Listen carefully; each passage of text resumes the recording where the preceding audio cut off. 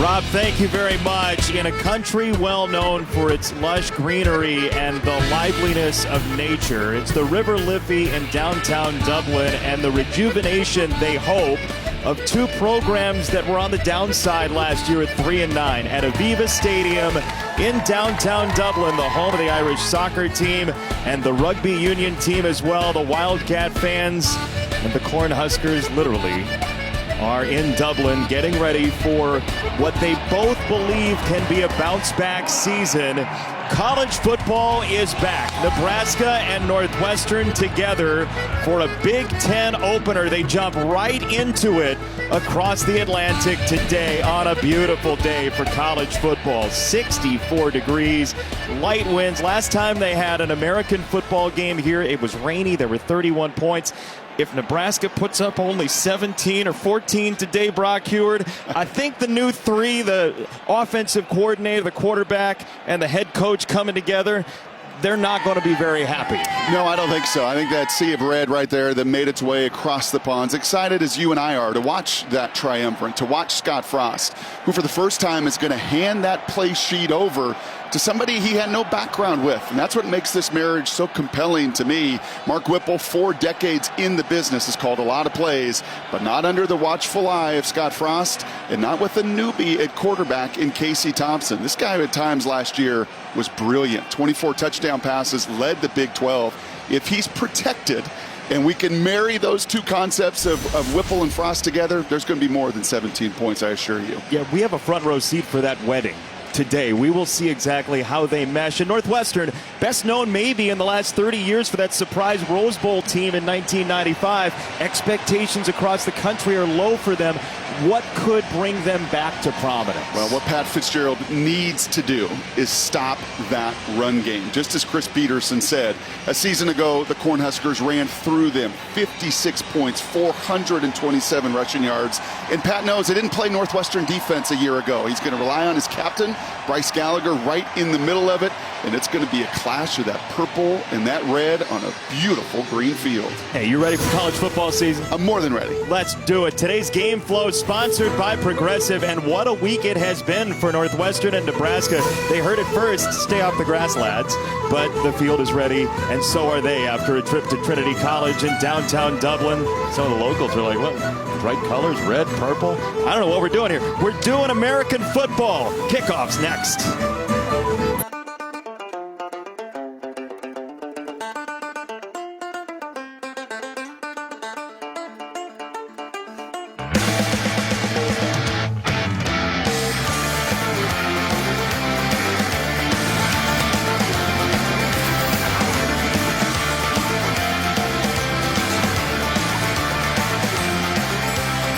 You may see Herbie and Willie dancing all day long. In Dublin, Ireland, known for its rolling hills and its beauty, along with urban downtown Dublin, Aviva Stadium is the home of the Irish football team, the soccer team. It also hosts rugby matches as well, and hosted the Europa final in 2011. Northwestern and Nebraska has typically been a close series. They have played a number of one-score games. However, last year is a game at 56-7. Both teams remember, specifically Northwestern, and defensive coordinator Jim O'Neill said, I don't flush anything. I remember that. And it was a game that I think many Cornhusker fans thought they'd see earlier than year 4 of Scott Frost. I can't wait to watch, as I said in the open there, these two different concepts marry together offensively.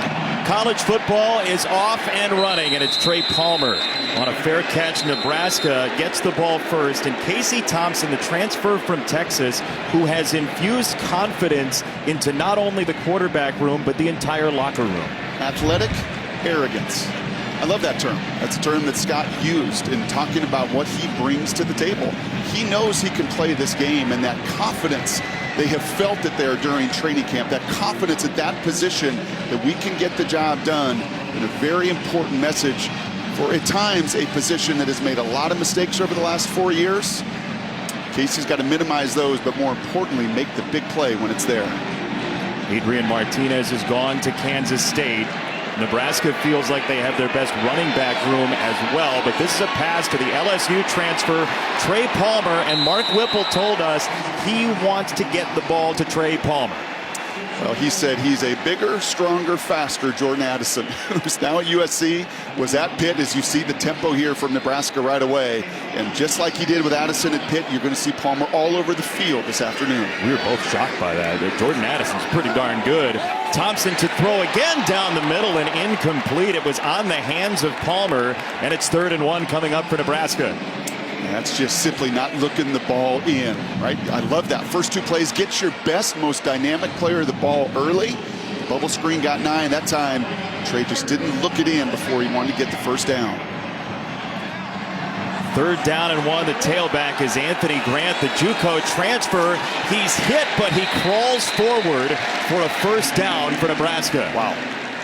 And that was all Anthony Grant, because Northwestern and Jim O'Neill, that D coordinator, got exactly what they wanted. They run blitzed right into those gaps. And that was just the strong legs of the JUCO running back of the year a season ago that propelled the first down. 28 JUCO touchdowns for Grant. Here is Thompson, clean pocket. He finds Marcus Washington, who he came from Texas with, for another Nebraska first down. I'll tell you what I like right away, Jason, is not only the tempo here, but the mix of formations. This is blending, as I said, that Frost and Whipple effect together. But lots of formations, lots of tempo, lots of spacing and speed. On the ground again, Grant with a punishing run across the 45. Back to the last pass from Thompson. These two have a comfort level. Roommates a season ago at the University of Texas. Nice to have a familiar face, and a lot of new faces for college football fans in Nebraska to get used to. Palmer, Washington, Garcia Castaneda, another receiver you're going to see here soon. 22 transfers, 22 new faces in all in Nebraska. 18 coming directly from the portal for Nebraska. Into Northwestern territory on a 2nd and 5. Thompson again with a clean pocket. Got it out quickly to the 41-yard line, and Palmer again. So what do you think of the mix so far of play calls? This looks a little bit more like Pitt a season ago, right? And Scott Frost said, yep, I'm going to be watching. They spent extra time this week in Dublin making sure they're on the same page. He's not calling it for the first time in a long time, but this looks very familiar to what Pitt and Kenny Pickett did a season ago. They missed the Guinness tour to make a play sheet together the other day. On a 3rd down and 2, Nebraska, Thompson, pump fake, now he goes short, and he's got Vokalek, his tight end, across the 35, and another first down for Nebraska, churning forward. One of the keys for Northwestern is, could they affect the passer rushing 4? It's going to be a feeling out process early, because Pat Fitzgerald on that side needs to figure out who and what they're facing as well. And right now, a couple circumstances where that 4-man rush couldn't get home. Yeah, did not get there. Another clean pocket for Thompson, reaching back to launch down the sideline, and he's got it into the end zone for a touchdown. There is Isaiah Garcia Castaneda for the Nebraska score. Well, get them all involved early. Get Palmer, get Washington, get Garcia Castaneda, the double move there, and I love the throw. Every wide receiver since the beginning of time has come back to a huddle and told the quarterback the same thing: just give me a chance. It's exactly what Thompson does, puts it up in the air, the high point touchdown, and what a beginning for Mark Whipple, the new coordinator, play caller for Nebraska. Well, look, there's going to be smiles on faces in Lincoln right now. 7 points in 2 and change, that's all they want, right? No question about it. And a QB that started as sharp as you can start a ball game.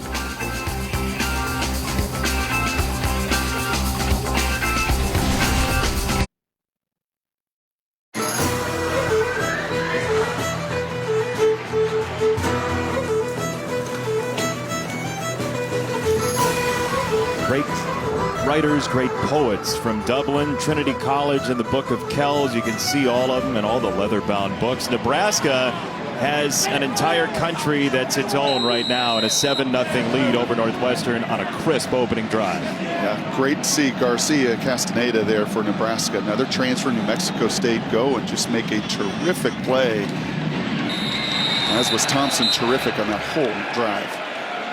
So Northwestern, first look at their offense. Ryan Helinski is the starting quarterback. He was one of 3 quarterbacks last year for Northwestern, but he won the job a couple of weeks ago. Stable, been around the block, transfer from South Carolina. You see the number change to honor his late brother Tyler. He's shifted to number 3. Says that's a reminder to him. You can look at those numbers. The entire offense a season ago was a mess, especially over the last 6 games in that losing streak. They just could not get any rhythm going.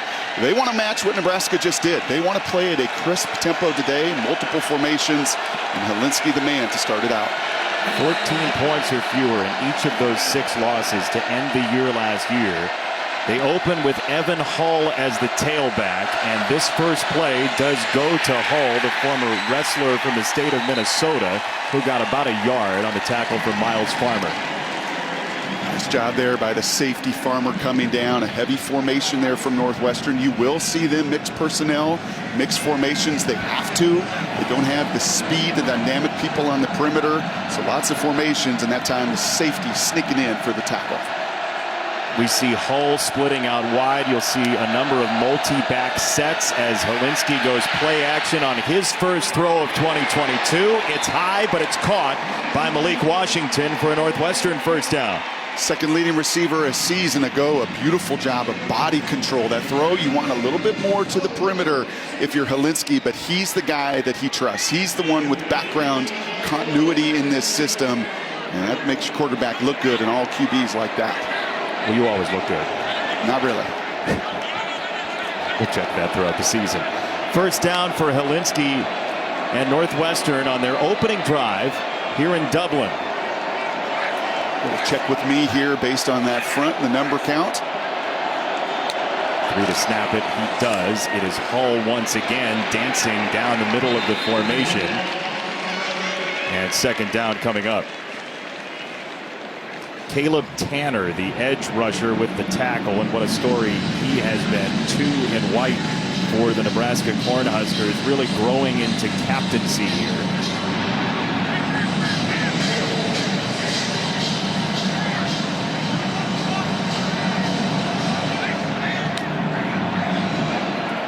Second down, Helinski. Pressure coming right up the middle across his face, and he got it out wide for Donnie Navarro, the Illinois transfer. A terrific quarterback play from both sides in the first 5 minutes of this game. You saw a clean pocket for Casey Thompson on the other side, and he just was surgical that time. Helinski sees the pressure coming. He's in an empty formation. You need to anticipate that always as a quarterback, but they're going to bring one more than you can block, and he knows, more importantly, where his outlet is, puts that on the money.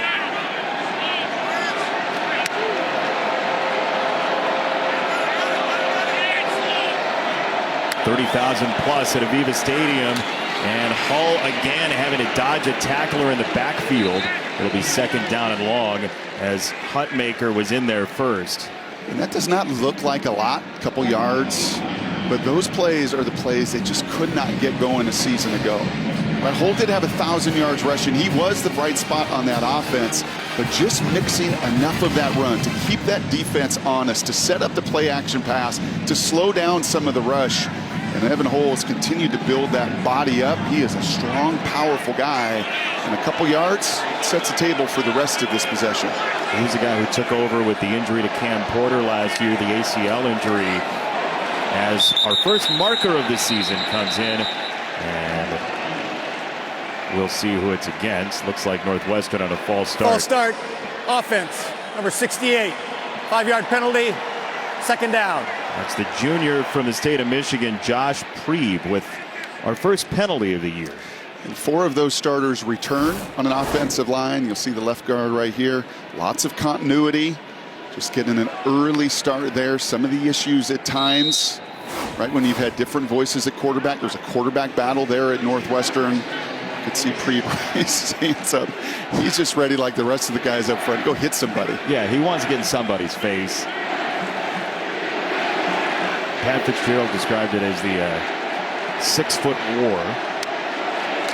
6-inch war, I should say. Metric system conversion. Helinski on the roll. And this is caught on the outside for a short gain. Third down and medium coming up for Northwestern. Well, he would take 6 feet. Yeah. He talks about 6 inches of movement that you're looking for. Defensively, not giving up more than 6 inches of movement. He'll take 6 feet on offense. He'll also take these third downs, because there were not many of them in Lincoln a year ago. It was third and extra long most of the night on a miserable night in Lincoln. Third and manageable. You can run it. You can throw it. These are with the penalty, 3rd and 12. These are the situations. Got to be careful and block these edge rushers for Nebraska. Helinski barking at the motion man. 2 to snap it. Got to go. There he does on a 3rd down and 12. Helinski over the middle, and that's not going to be nearly enough.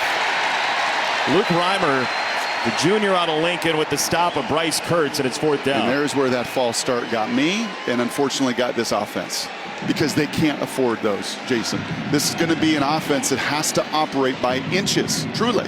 They cannot have negative plays affect them, because you can see the speed of that Nebraska defense. They are faster than this group offensively, and unfortunately that one mistake, that one false start really derailed that drive. And that leads to Luke Akers, the transfer from UCLA, whose father David was a tremendous NFL kicker. And this punt goes inside the 10 and bounces down to the 1. So Nebraska, who struggled with field position last year, has 99 yards to go after an opening drive that was sleek.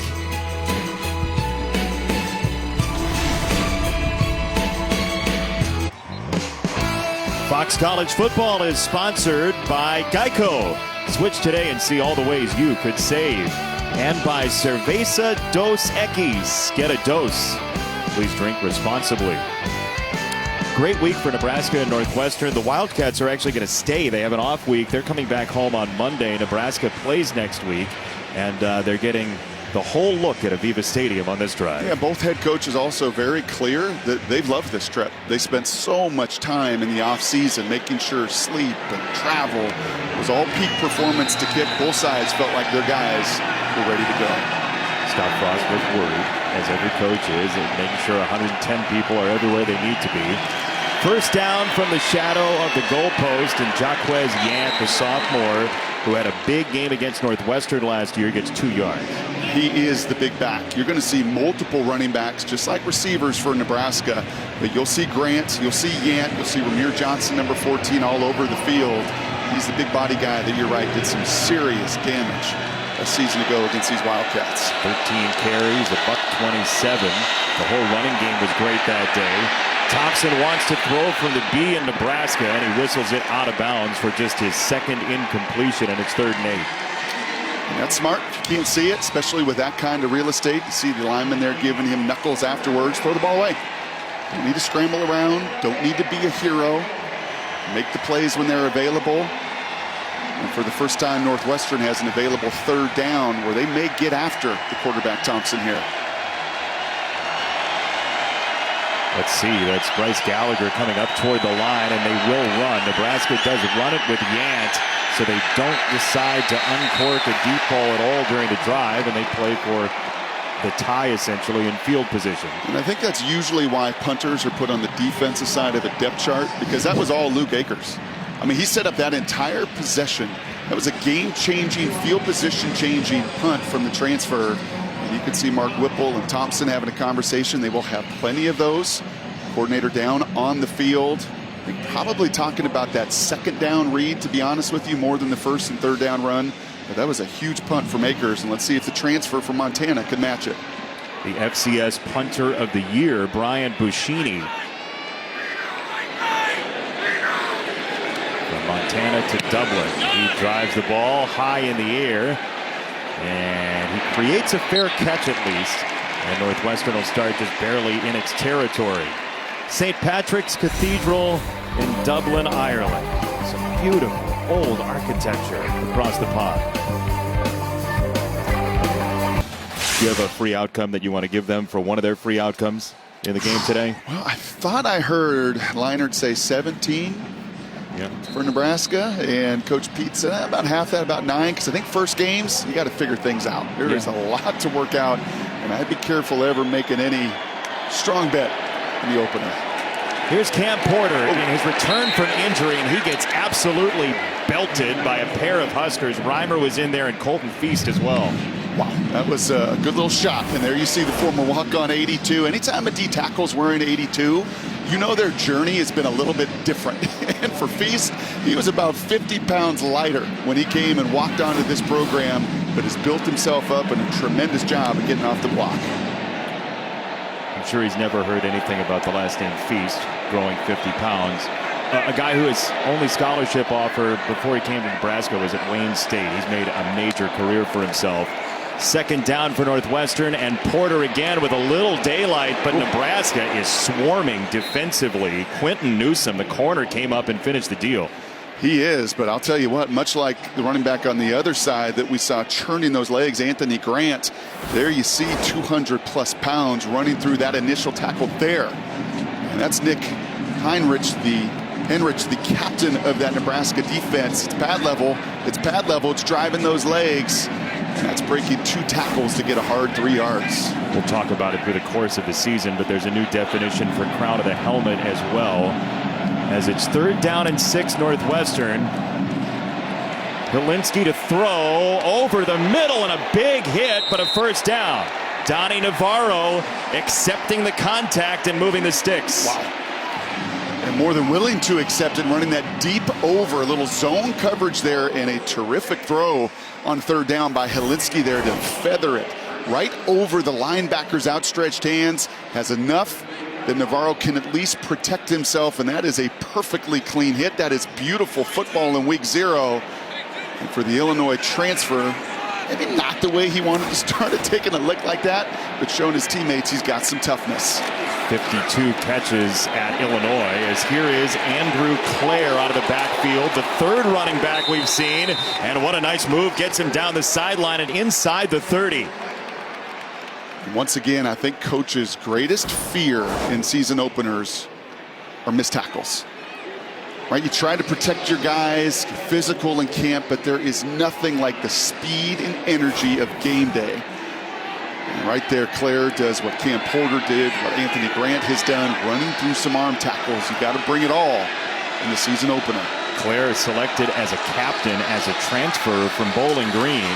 2nd down, Helinski to throw again, and confidence growing for this Northwestern offense, and Malik Washington a first down.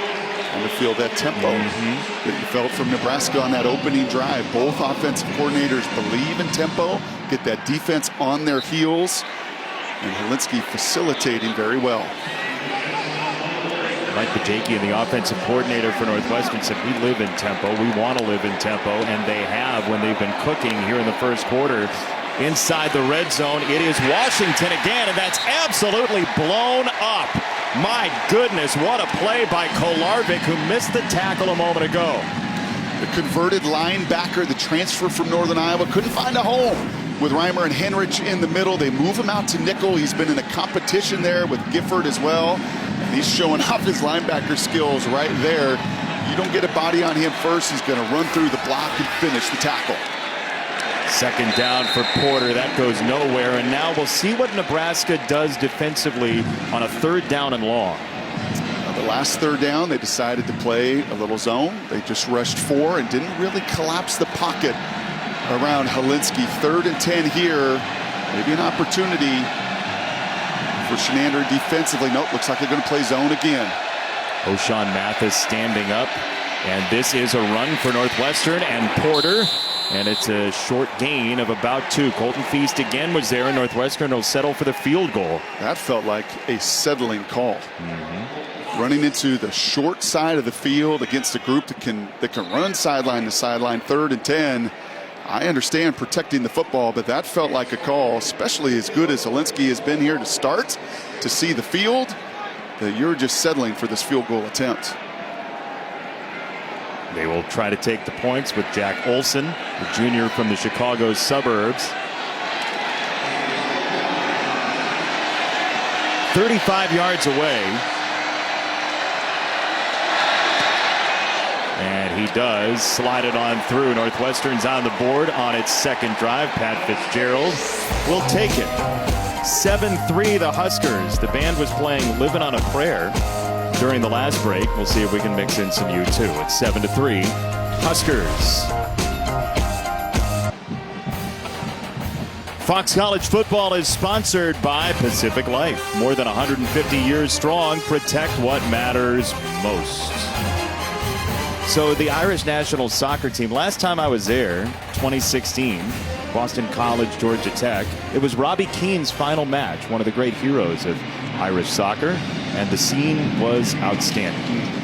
But the field wasn't. The field was not. It got rainy the next couple of days, and the field was not in fantastic shape. So much better shape here today. I mean, you can't have better conditions. Brand new field, beautifully painted. They didn't let the lads on there all week long. And perfect conditions to kick off college football. Adam Stage, who just made the field goal for Northwestern on the kickoff, and here is Nebraska's return for Anthony Grant just across the 20-yard line. Mark Whipple in his first year as the offensive coordinator. It's an interesting dichotomy, he and Scott Frost. Sure is. Two very different backgrounds. Mark, much more of the pro style, the West Coast system. Scott, obviously, the triple option, multiple formations. And I got to say, through the first two drives, this feels a lot more like the Pitt Mark Whipple offense. It scored 41 a game. It had pretty good balance. We're 4 runs, 7 passes right now. It is certainly something to keep an eye on. And just to watch Scott Frost on that sidelines, I asked him yesterday, how are you going to handle that? You know, you've been the one calling the plays. It's a different animal to turn that over.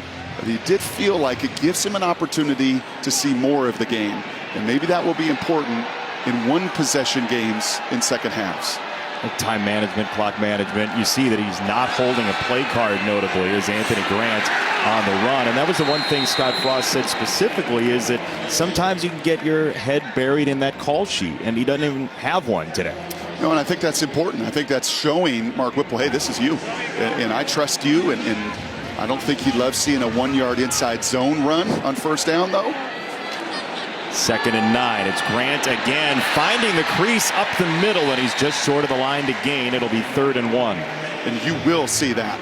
Even if it is a pro-style system and a West Coast system and an NFL background with Mark Whipple, you will, I promise you, continue to see this run game. A beautiful job, guard center there on the left side. Get that double team block, create the movement. And there you go. Tempo for Nebraska gets him the first down again. Coco Azuma came up to make the stop. But this Nebraska offense looks pretty clean so far. Well, what I like is I like this O-line. And I know that's what Casey Thompson likes, because he took a beating last year at Texas. I like Ben Hart and Prohaska and Corcoran, big, talented kids. And that continuity up front, if they can keep that group together, the 2 6-year seniors included, they've got a chance to be difference makers. 6'10", 6'9" on the outside. Thompson will show and go, throw to the outside. He's got another first down for Nebraska across the 45-yard line.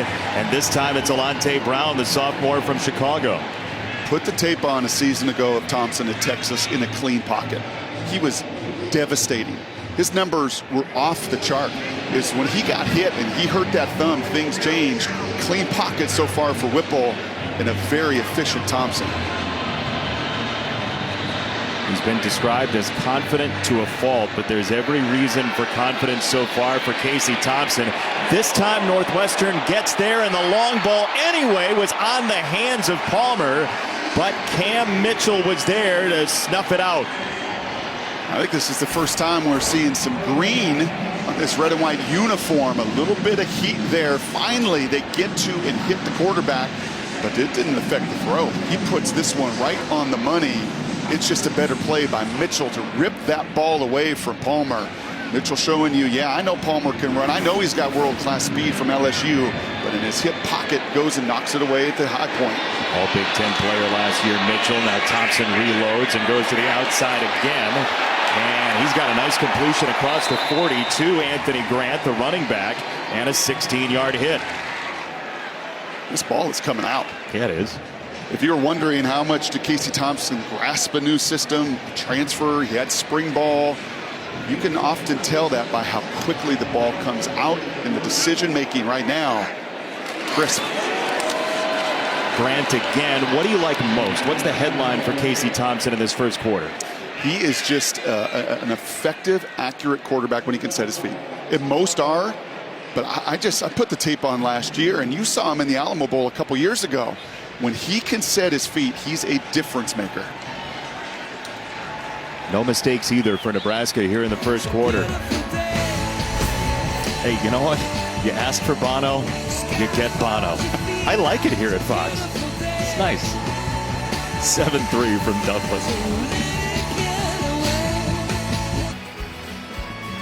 You know, when you open the game overseas and the season overseas, you have to get there however you get there. And Kevin Warren, the Big Ten commissioner, is so stoked for the college football season. He took a red eye to get to Aviva Stadium. You know how it is, right? You take whatever flight you got to take. And when you're the commish, you sit in one box in the first half with the purple, and the second half you sit with the red. That's how you do it. Equal opportunity. High snap. Thompson rescues it and rolls out to look down the field and make a playable pass inside the 25 to Vokalek. Good as that. Nebraska fans have seen the high snap, but it's usually been a fumble or a miscue over the years, and that time, that's what elite quarterbacks need to do, right? They need to make everybody else around them better. That snap comes in hot. His eyes really weren't on it from Hickson, but he buys time, has the athleticism to get outside the pocket, in another dart, that one to Vokalek.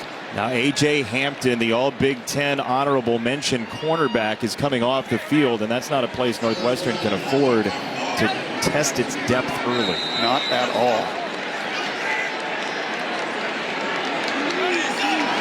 First down on a run. It's Yant again, and he's stacked up, and that Northwestern sideline is pretty amped. Adibare came in to make the play. Aditamuwa Adibare, the senior, who they have high expectations for. I wonder if they thought that ball maybe came out. I'm curious if that's why that sideline was reacting the way it does. And when you bring the force that Adibare does, a bench presser of 30 reps at 225, one of Bruce Feldman's freaks because of his prowess athletically. Powerful man on the edge of that D-line. He was meek when we asked him if he can dunk a basketball, but it's definitely a yes. Thompson to throw to the sideline, and he's got a completion that's going to be short of the line to gain, I believe, for Palmer. And so third down and a little bit. And that's a long throw all the way across the field there. That is a comeback. That is a staple of NFL systems, right? You watch NFL guys, they always say, hey, can you make every throw? Can you throw it to the boundary? That was a long out route comeback to Palmer all the way across the field. But yet again, a quarterback that is just sharp as can be.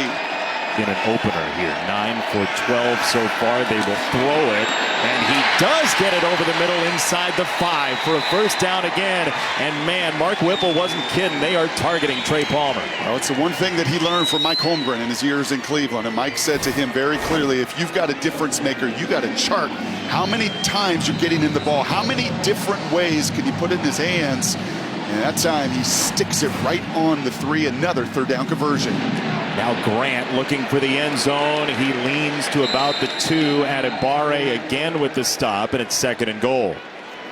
Yeah, I think a couple things as you see hands on hip there of Northwestern defenders. This tempo is affecting them, and that 4-man rush that they were hoping and counting and believing in, it's not getting home. Now the 6 yards of play from last year was a problem for them in a big way, and now we'll see the depth maybe for Northwestern on a 12-play drive, more than 4 minutes. Full house on the run, up the middle. Yant is stonewalled inside the 1. Now that looks like the Nebraska team you played against yes. in '97. Yeah, Tom Osborne liked that one as he's watching it. Yeah, I'm used to seeing you see Yant there right after the stop say, come on, give it to me again. This is a tone setter. And I think this is a chance for Scott Frost to get into Whipple's headset and say, you got 2 plays. I'm not settling for a field goal from 6 inches away. 2 plays to pound it in. Here we go on third down and goal. Again, Yant leaning, and again he's stacked up. All right, 4th and goal. Go. I didn't even finish my question. Go. You empower your coordinator. I don't care. You can kick a field goal, whatever. You don't get it, you're going to put Northwestern at the 1-yard line. Yeah, this is a no-brainer for me. Believe we have a face mask against Northwestern. They're going to repeat third down, so the flag came in late, and so now it's third down and goal, and I may not have even needed to ask you the question. No, but you set the tempo for your team. You believe in your big people up front. You moved Corcoran over there to left guard. You've got size advantage. You got a big back. You absolutely set the tone in your opener. Now, I don't mind this. Get out of that formation. You don't have to tell them you're running. And with Thompson's ability to get outside the pocket, everything should be open at the 1. Out of the shotgun, Casey Thompson. 3rd down and goal with Grant next to him. Thompson himself, and did he get in? The answer is yes. Touchdown, Nebraska.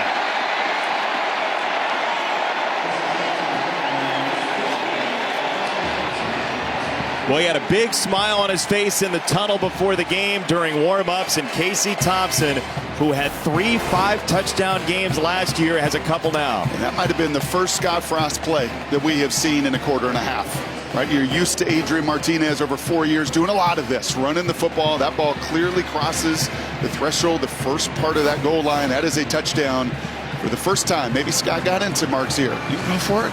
Maybe run one of my plays. Hey, the answer might be you get the other 99 yards. Yes. I get the 1. And for Casey Thompson, that tells your teammates right there, hey, I'm willing to stick my neck in there too. I know there's chaos. I know there's going to be a collision. But that's a tone setter in a positive way for the guys in red and white. Well, you know, as a quarterback, sometimes if you say, I'm going to do it myself, people follow that, right? No question. Kenny Bleak Road on the extra point, and that is good. 14-3 Nebraska. So give me a little temperature on Lincoln right now. Where are they? Warm, much like they are in Ireland.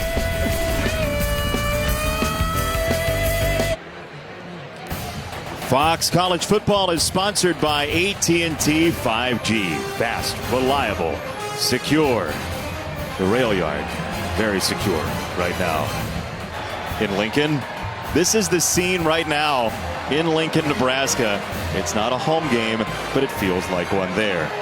You think there's any special on Guinness there this morning? Oh, God. I can't even imagine, right? College football's opening. They're in Ireland. You do as you do. So official word is an illegal substitution penalty created the 3rd down play. So that was the flag that was thrown to allow for the touchdown. Again, Nebraska may have gone for it anyway, but it's 14-3 at 11:59 in the 2nd quarter as Brendan Franke boots it away. This fair catch will lead to the 25-yard line as the starting point for Northwestern. And Ryan Helinski, who looked pretty good when he had a clean pocket the first time he touched the ball as well. It's a significant drive. When you got beat 56-7 by a lot of the same guys wearing the same uniform on the other side, just psychologically right now, yeah, you're 7-7. He's distributing it. He's getting out. It's why I didn't like that 3rd and 10 call to just settle for a field goal. You're going to have to score touchdowns, and I think you'll see now a little more aggression on this offense. The next 3rd and 10 won't be a run play because they know their defense is struggling to stop Nebraska. You have a quarterback who at one point had 180 consecutive throws without an interception. As this throw on 1st down is right on target. He's got Thomas Gordon, his tight end, near midfield on a 1st down Northwestern. That's a terrific play. The flood concept there, get out of the pocket. Right, the strength of Nebraska is the edges of their defense. So a nice job to get out of the pocket. You see the flat route, the corner behind it. You're flooding that zone, throwing it right over the safety farmer. Well done, an 8-for-8 beginning here for Helinski. He had Nelson in his face, but Nelson didn't have enough time to get there. Helinski with Hutmaker coming, got it in the air. There was an arm that looked like it was held of Washington, but it is incomplete. Quentin Newsome on the coverage. And that's strength on strength. That's best receiver versus best corner in this stadium today. And you see the straight man-to-man press coverage. Newsome is what you want. He's 6'1", he's long, he's experienced, and I don't mind that hand fighting on both sides. Glad the officials don't get too involved in that play. Let the players handle it. Let a little hand fighting go on. Well done by Newsome. 2nd down 10 for Northwestern. Basically 50-50 run pass. And here is another one for Evan Hall in some space this time. And he drags a tackler for a couple of yards. That was O'Shawn Mathis, the TCU expat, and a gain of 11. That was terrific spacing out on this edge. Almost looked misnumbered there as you see Northwestern able easily to get a hat on a hat. And how about Evan Hall telling us, about his commitment to the weight room this offseason. As you see the blockers out in front, you seal the edge. And Hull saying, yeah, I'm up to 515 for 5 on the squat rack. That's a tall number. That's more than country strong. First down. Helinski off his back foot, throws it, and got a wide open Nairo touchdown. Ray Nairo, a 41-yard hit, and that may have been a bust for the Huskers.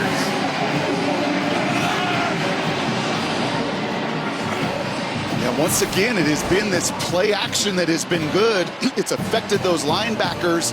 You can see safeties biting. There is no doubt about it there on the back end of that defense. You're flat-footed. Nairo runs right behind. That is a quarterback dream. You're searching for green grass, and you can't throw it any better to the Wildcat. We're in number 1 right there, and what an answer by Northwestern offensively. For an offense that struggled so mightily last year, Northwestern on the board quickly on that drive in just over a minute. And so stage on for the extra point. And that is good. So 14, 10, 23 yards, 11 yards, 41 yards, and an NU touchdown to finish off a rapid-fire drive for the Wildcats.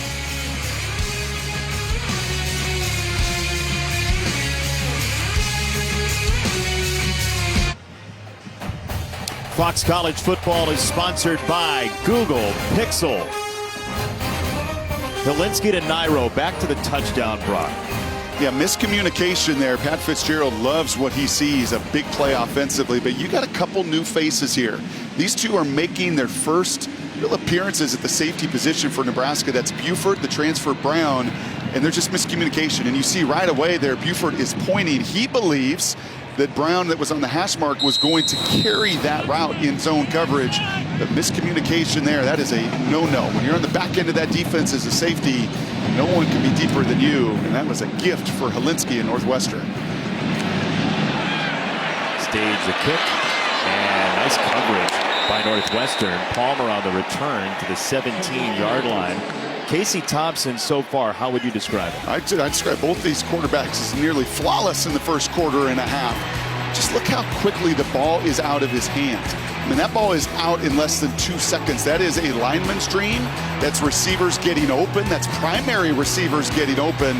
That might have been one of the more impressive throws to come back all the way across the field. And I think right out the gate, for a guy that transferred in here, had simply spring ball in training camp, and oh, by the way, a thumb surgery in between, that's about as good a start as you'd ever expect. There was a lot of talk about his body language from the coaching staff, and you saw him come to the sideline and fire everybody up. That's something that they very much like to see from Casey Thompson. As here is Palmer once again tiptoeing the sideline. He was out of bounds. The big hit by Jeremiah Lewis, and the flag did come in. He tried to pull back, couldn't stop himself. I think that was a pretty obvious call there, as you saw Palmer give himself up on that boundary as well. After the play's over, personal foul, late hit out of bounds. Defense number 9, 15-yard penalty from the end of the run, first down. Hey, Pop Warner coaches out there, this is how you get your best player the ball in multiple ways. Here's the penalty. I think it's pretty obvious. As you see, he's out of bounds. He's giving himself up. He's leaning out of bounds. And that's just a no-no from the Duke transfer, Lewis. But as I said, Pop Warner coaches, you got a great player, get him the ball in a bubble screen the first play. Get him the ball in the route as a receiver. Get him the ball on a jet sweep. I love what they're doing with Palmer early. That gets him to the 44, and Thompson climbing the pocket, feeling the pressure to the sideline, and that's out of bounds and incomplete for Marcus Washington.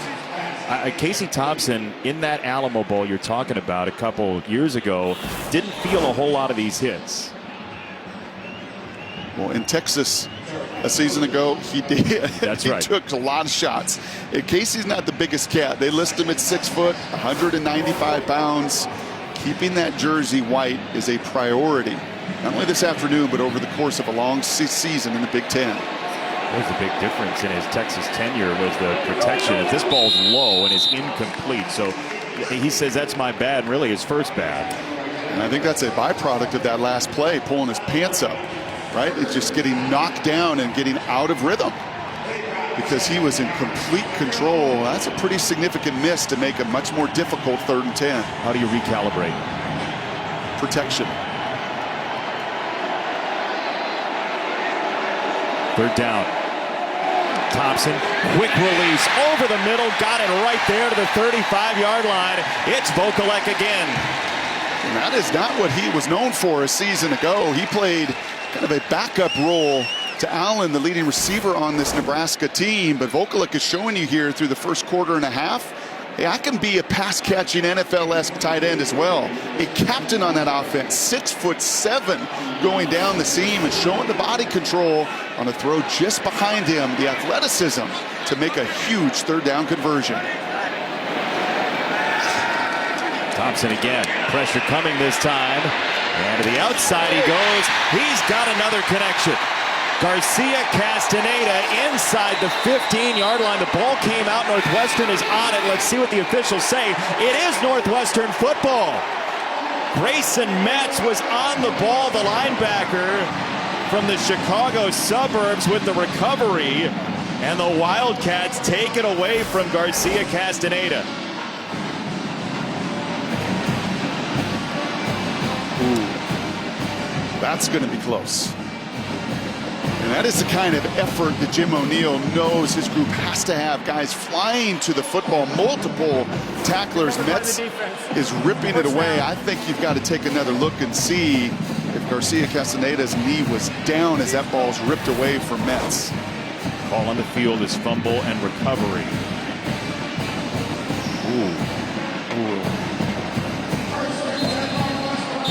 Mike Pereira is with us today, and he is watching this. Certainly, this is a very close call. Is there enough indisputable video the ball evidence? Before he was down, recovered by the defense. That play is under further review. Yeah. Mike, what do you see here?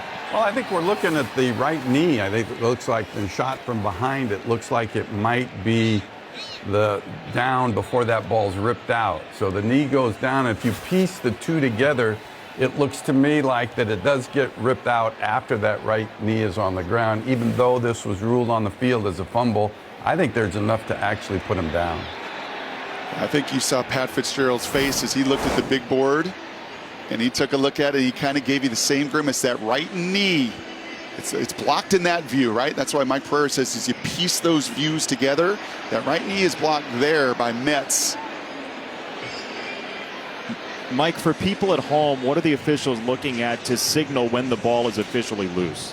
Well, I mean, of course, what they're trying to do is they've got to focus. It's a tough play because you're looking to see first if he's down, and if you're blocked out, then you see the ball does get ripped out, and you're looking for a clear possession after the ball is ripped out. So a couple things that they look at. Now, the one thing that you have here is you clearly see that there is a clear possession, but since they had ruled it basically as a fumble and a recovery, that wasn't an issue. So it's an interesting thing, and I think the focus is going to be trying to piece these together because you see the knee is down there and does not appear that the ball's been ripped out at that point. I think, Mike, that's the view right there. The other two, very difficult from the other side with Metz's body blocking it. But that's the view to me that gives you that indisputable evidence that that knee was down. The ball is still in his hands. And that's certainly what Scott Frost is hoping. A team that was -5 in the turnover ratio a season ago, been such a problem over the course of his 4 years. It's a significant call. Let's see. After review, the ruling on the field stands. A fumble recovered by the defense. First down, Northwestern. Stands is the answer, not confirmed, but stands. And I just wonder if on the initial chop, the ball starting to move became an issue as well. Wow. I mean, what an unbelievable play from Metz. I don't see it. I don't see that ball moving. He hits it. And I think that other view had that knee down, but stands, as you said, that's the call.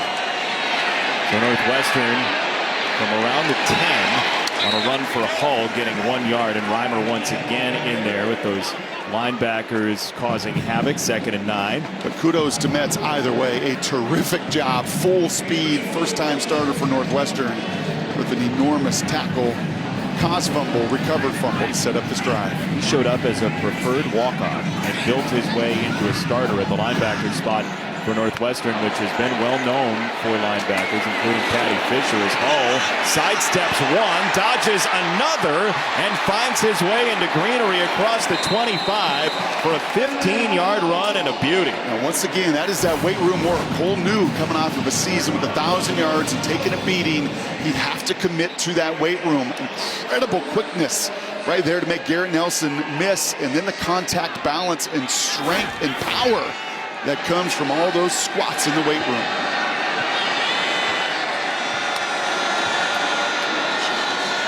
Helinski drops it off. There's Hull again, and he's tracked down after a gain of 1 by Reimer. You know, one thing that is a little surprising through a quarter and a half is we heard all camp about Nebraska's edges. The best, deepest pass rushers they've had in 5 years.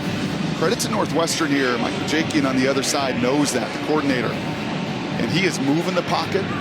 He's mixing run and pass and play action. He is not letting 44 Nelson, Tanner, Mathis pin their ears back really at any point through the start of this game. Clean pocket for the most part for Helinski.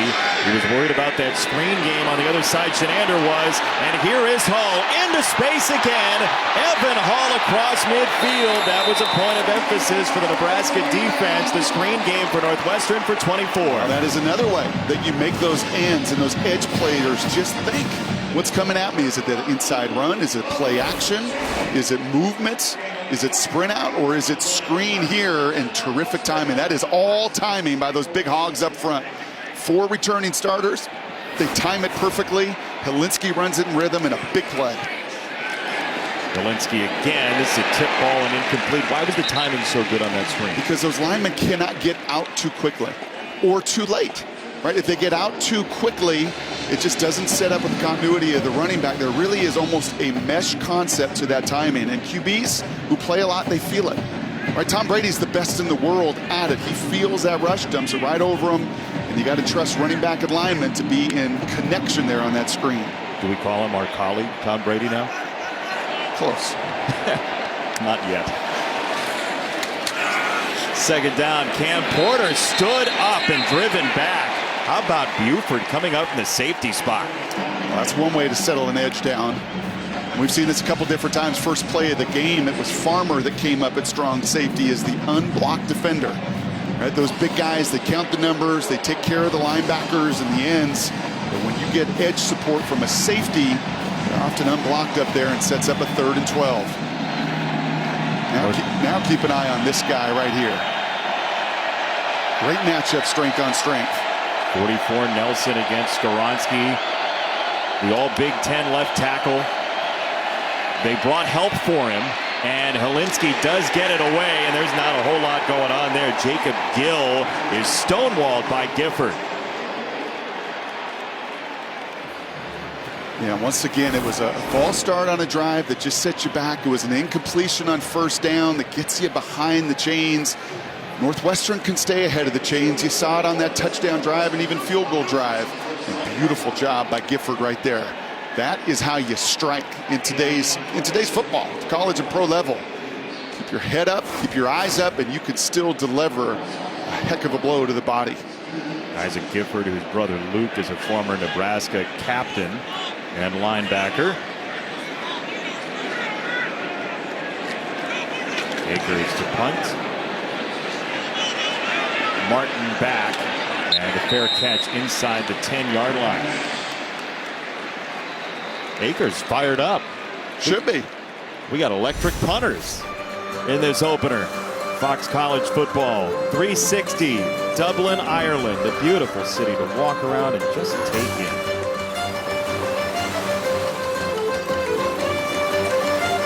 Up again, Above and Beyond, sponsored by Jersey Mike's. Be a sub above. Atabare for Northwestern is one of Bruce's freaks, as you mentioned.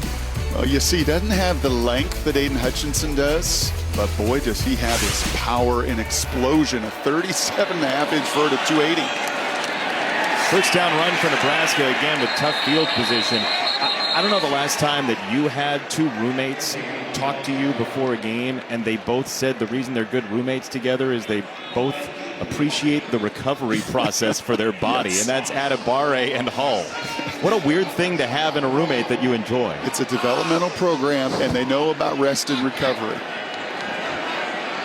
We both are into recovery. You didn't hear Xbox or PlayStation or anything like that. Thompson to throw on second down to the sideline, and he does have it for Alante Brown, getting out of the shadow of that goalpost and a gain of 8. Well, clearly, if you were wondering about Casey Thompson as a pocket passer in a pro-style system, could he throw it outside the numbers? It's been a definitive yes in this first half. Plenty of completions just like that. Long throws across the field. The defenses say, hey, are you going to keep doing it? Are you going to keep making that throw across the field? And to this point, Thompson is a definitive yes. Even with rough field position, it's a 3rd down and 3 for Thompson. Another quick set, another grab for Vokalek, and a 1st down Nebraska. Man, he has been all over the field. Thompson or Vokalek? Both. Yes. It's just a weapon, man. You see it at the NFL level. A terrific rush there by Adibare at least gives Thompson something to think about, but when you have tight ends that are 6'7", we've seen in the NFL, it's everywhere. The elite passing games have that kind of guy. Whipple has found it here in Vokalek in this first half. Open up the scene with Casey Thompson to Vokalek on his 4th catch of the day. Thompson down the middle again, tipped and incomplete, nearly picked off by Azuma, and it's 2nd down. Lots and lots of zone coverage so far, right? You've seen really both coordinators defensively in this first half try to figure the opponent out, playing some pretty base defense. That's just your traditional quarters coverage. And Azuma comes up on that in route by Palmer and disrupts it. All those eyes when you play that zone, those eyes, look at them, those eyes are looking into that backfield. 2nd down run for Grant. To the fringe he goes, and he's out of bounds. So what's the answer? Is there's a tie-up over on the sideline. What's the answer to that zone maybe in the second half from Nebraska's offense? Well, I think you want to do some of this. I think Scott Frost is saying to Whipple, hey, listen, they're not coming. They're continuing to only rush 4. Right? I think if you're a Northwestern fan, you're like, come on, man, heat it up. We're not getting home. We're not affecting the quarterback. But that's not the way they play. They are patient on that side and make you earn it. And therefore, conversely, when you get that 4-man front and 2 safeties, you got to be able to run the ball. On 3rd down and 2, they do run the ball, but Grant is pulled back, so it's 4th down coming up for Nebraska. That's an excellent job by the man in the middle of that defense there. And I think one, if Thompson has to do again, he may have pulled it out and kept that himself to get the conversion. Scott Frost does not like that. He knows they left a little something on the field there. They're getting what they want in the passing game. And on that 3rd and 2, I think he wanted a guy that was known for tucking it himself and running. I think he wanted Thompson to keep that one on the zone keep. That's the 36th play of the first half for Nebraska to 26 for Northwestern. Bushini to punt all the way back inside the 20-yard line, and a fair catch at the 18 by Navarro. Northwestern backed up this time, but the Wildcats are staying close with Nebraska in a great opener in Dublin so far. Tightly played late in the second. Haley Zappi put up such huge numbers at Western Kentucky last year. As college football is back, and we're so glad to be with you as Ryan Helinski leads the offense out for Northwestern. He's been very efficient, and he's got another completion. Malik Washington, 13 for 15 for Helinski. I mean, as good as Thompson's been on the other side, this is the best I've seen Helinski. He put up some yards against Nebraska a year ago in a totally lopsided game, but just having total command. And he said it in the preseason, this is the first time I've had a coordinator, same language, same calls, back-to-back years in his career, and the comfort level feels very high. He's been a part of big games. Had the upset of Georgia in 2019 with South Carolina. 2nd and 1. Northwestern willing to take some time off the clock before the snap, and Hull did not get the 1st down. It was O'Shawn Mathis with the stop. That transfer they love over on the end. And there were some Wildcats tossed to the ground in the middle of that Nebraska defense on that inside run as well. A bunch of transfers and new faces for Nebraska, not just on offense. Stephon Wynn, number 90, Devin Drew. Both those guys on the interior, you're going to see them today. Alabama, Texas Tech, respectively. A nice job there holding down the point of attack. 3rd down and 1.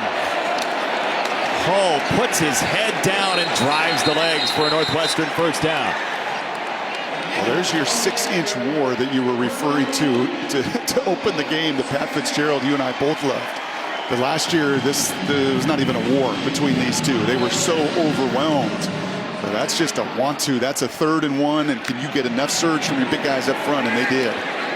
Hilinski a little bit short with that pass. Kurtz had to wait for it, and it's 2nd down. Yeah, but those have been the bugaboos, right? I mean, those are on all 3 drives that have stalled. There was a false start. There was a 1st down incompletion for Mike Bajakian up there. He knows it. He's looking from the booth going, that's got to be 5. Right? That's just pitch and catch between 2 experienced guys.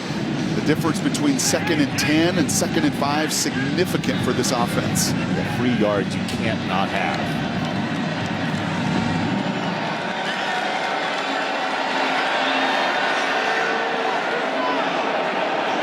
Full complement of timeouts for both teams. 2nd down. Hull on the run. Navigates all the way to the 34.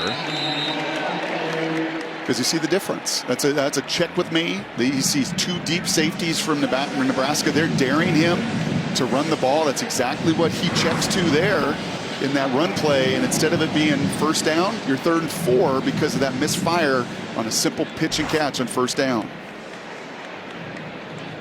Timeout called. Now, if you're Nebraska, you want to get the ball back here and you want to ramp up that play number with Mark Whipple telling us that 47 was kind of his magic number at Pittsburgh, where they scored 41 points a game. They're at 36 so far in this 1st half. And they called the timeout. Trying to get the ball back. And for Northwestern here, again, you've been very effective in play-action game. We've not felt the pace of that rush yet. We have not. I don't think Hilinski has. I certainly haven't felt those edges. I wonder if this is a time for Shenander defensively to finally heat it up, because they too have been patient on their side of the ball defensively. Some movement on the line here. Nebraska brings 5. The throw goes to Kurtz, and he's just short of the line to gain. So you'd imagine Nebraska will stop the clock again here. It'll be 4th down at about 1. You're not going for this, are you? I don't think I am, but with the timeout, I certainly have time to process. And what I may do is come out and test the discipline with a hard count. Right? What I may do in the conversation there with Pat Fitzgerald and Mike Bajakian, I'm sure that's who he's talking to as he's covering his mouth up. Thank you, Pat. Love that. We got multiple cameras. Because a lot of us are great mouth readers, so I'm glad you're doing that. But that may be the call first. Or even bring the punt team out, maybe hard count with the punt team, or you hard count with your offense. I think I go down that road first to just really test the patience and the discipline of that side defensively. Our Pacific Life game summary, sponsored by Pacific Life, creating financial security for more than 150 years. Total yards very close. Nebraska 7 out of 9 on 3rd down. The quarterbacks have really been the story so far. Both been sharp. Both have been protected pretty well. They're going to run out the offense here and maybe see that hard count. 2 in motion. 20 seconds or so to snap it. What's the key to a good hard count? That's exactly what he's doing. They're trying to mix formations, right, and try to get that movement. I think they're just trying to draw him off and don't have a play called. Oh, wow, they do snap it and surge forward. Northwestern goes high risk for a 1st down. I like it. I like it, Pat. I didn't like the 3rd and 10 settling for a field goal, but how about 4th and 1 at your own 39? And that is trusting those men right there. The all-conference left tackle, Skoronski. Look at the surge.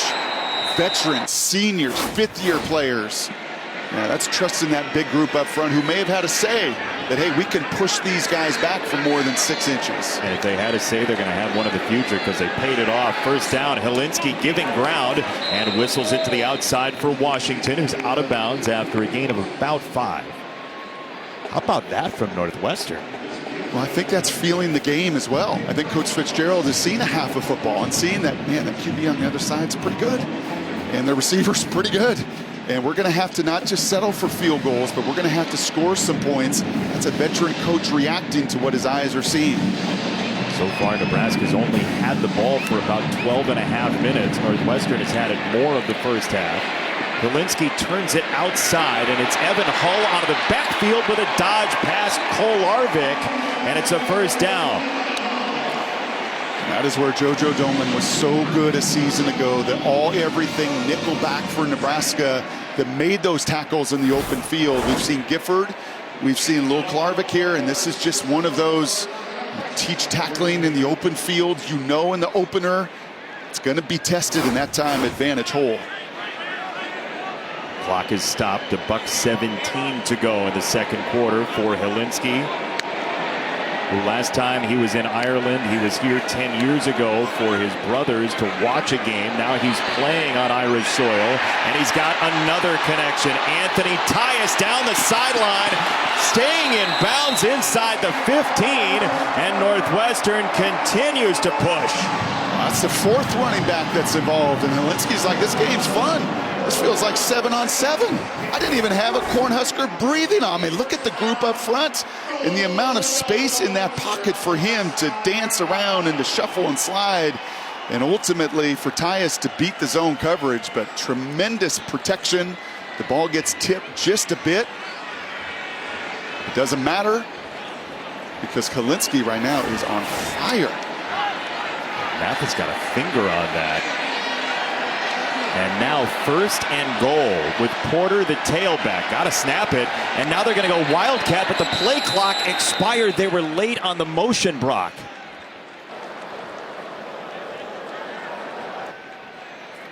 Yeah, you could see. Delay a game. Offense. 5-yard penalty. First down. Pat Fitzgerald is screaming right now. He is bloody mad because he wanted that timeout. And I know you're saying that reading lips isn't exactly a skill of yours. He's saying, I told you. That's exactly what I told you about. Yes, but you know what? Those referees, they don't just, right? He's got to run. You got to go down and make eye contact. It's your job to make eye contact. I think Mike Pereira will tell you that. I'm not looking over to the sidelines. I need to see you in my periphery. He doesn't get into view and doesn't get the timeout.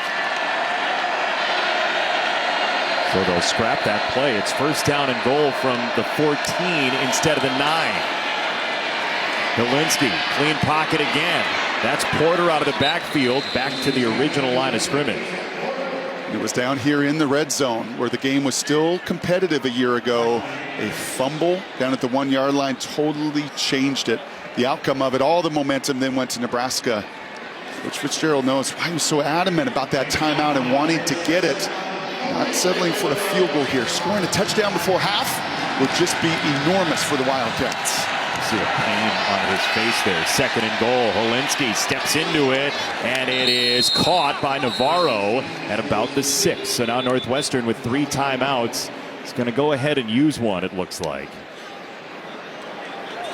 Charge timeout, Northwestern. I think coach has got to catch his breath.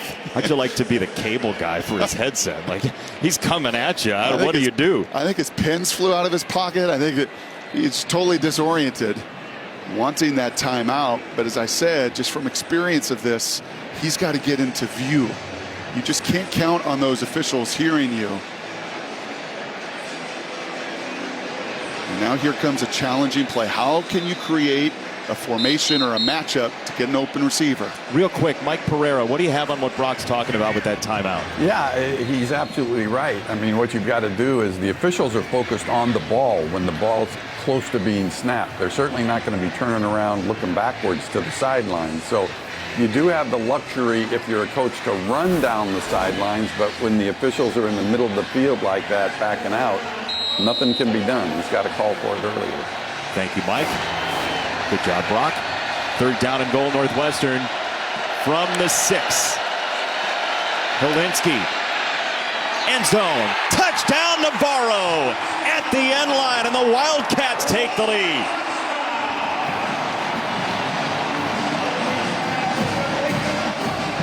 A high-risk 4th down call leads to a Northwestern lead with 25 seconds in the first half. Well, I think Coach Fitzgerald's leaning on what he's seeing out of his O-line, leaning into what Helinski is doing, and he just delivers a perfect red zone shot. My guy or nobody's in the transfer from Valparaiso, the transfer from Illinois, 3rd school in 5 years for Navarro. just plucks it out of the air beautifully, and what a statement before halftime. Extra point for Stage is good. That's a drive of 315 in 82 yards, and part of this too has got to be that Northwestern gets it on a halftime. No question, that momentum that you gain, those points you gain going in and coming out of half. And Navarro's a good player, man. He was good for the Illini a season ago. Right, he's a do-everything guy. He's a scrappy guy. And for Helinski to find a weapon down there, a trustworthy weapon, that he could put that ball up to go get it, Navarro delivers. Well, if Northwestern goes to a major bowl game, that shot of the fire in front of their celebration is going to be on the hype video. But look, when you read about Northwestern's team in '95, that Pat Fitzgerald was a middle linebacker on, that went to the Rose Bowl. The year before, they didn't do a whole lot. And there was a lot of discussion before the season about we're the ones who believe, we're going to be dedicated to each other, we're going to have accountability to each other. And if this Northwestern team is sneaky good this year, it's going to be the same type of deal. Well, they've been up and down, even in the last 4 years as well. But it's quarterback play. Coach Peterson hit on it. You know, Pat told us that. Can we get stability there? That answer is yes. And how about 17 points? They averaged 16 on the season. In their 6-game losing streak, they averaged 11. So they have done much more than that in the first 30 minutes of play. Pop-up kick into a fair catch at the 27. Thursday, the Big Ten is in primetime on Fox. Sean Clifford and Penn State in the opener against Purdue. 7 p.m. Eastern, Thursday on Fox and the Fox Sports app. Purdue and Penn State going to be a great one Thursday night. Back to the big momentum swing on that drive, Brian. Yeah, it was this fumble, you know, and that's the one thing about Northwestern in 17 years under Coach Fitzgerald. They make these plays. They don't hurt themselves. They often win the turnover battle. Coach Whipple's crew has been up and down the field, but a 3rd and 2 that went nowhere, and that huge turnover is why they're down 3. They're going to throw it on first down with 1 timeout left. Thompson over the middle into a sliding grab for Palmer at the 43. Clock will stop with the chains moving. The new kicker, Timmy Bleakroad's range about 50. The backup kicker, Frankie, can push it a little more than that. Frankie, the kickoff specialist, down to 16 seconds. Thompson got to go. He does. Trailing by 3 now to the sideline, and Palmer again out of bounds. Northwestern again content to rush 4. Both sides have for almost the entirety of this first half.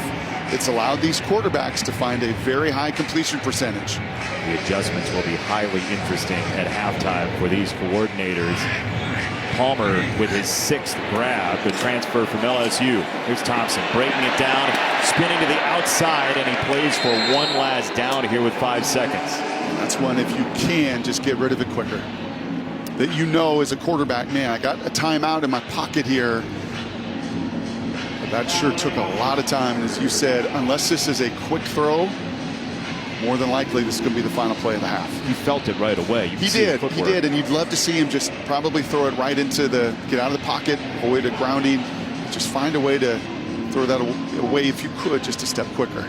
Instead, it's 5 seconds, so probably the last play of this first half. Garcia Castaneda, who had the score earlier, down at the bottom of the formation. Northwestern's trying to call a timeout, and this one successfully administered is how Pat would put it. Northwestern, their 2nd of the half. This will be a 30-second timeout. See, if I get that same front, Scott Frost talking here with Mark Whipple. If Northwestern plays that same defense with the corners 12 yards off, I'm throwing it to the receiver, a little hitch route, a little smoke route, and you go get me 5-6 yards. You know, and that receiver can look at the clock, and he knows, and you got to remind those receivers, listen, you got to get out of bounds, only 5 seconds. I'd take those 4 or 5 yards if they're giving it to me right here, either for 5 yards closer for a Hail Mary, because I don't think Frankie can push it to 60 yards. Here's one of those moments with a whole new offensive staff, right? And a different play calling system. You get a lot of input here, and we'll see what they come up with.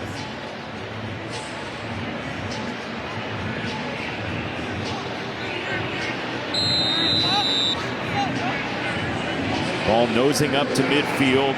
5 seconds to go, first half. Quick throw, sideline, and they do get it out of bounds for Washington, but time has expired. Now, It looked like maybe 1 second. The officials are going to stop play for a moment. And they can do that now in the final 2 minutes. Final 2 minutes of each half. So that was a little deeper than I would have liked, right? Just throw a little 5-yard out route. Give yourself maybe one more play, but that was yet again, this was a dart. And you tell me when he's out of bounds. Oh, yeah. If that is synced, there's no question there should be a little more time. 1 second back on the clock. Player was out of bounds with 1 second left. So look, this will be a 55-yard field goal, and if Scott Frost and his scouting report on his kickers suggest properly, it would be Frankie to kick this. 0-2. 2 seconds now. If only life worked like that, we just get a couple more seconds back every once in a while. Yeah.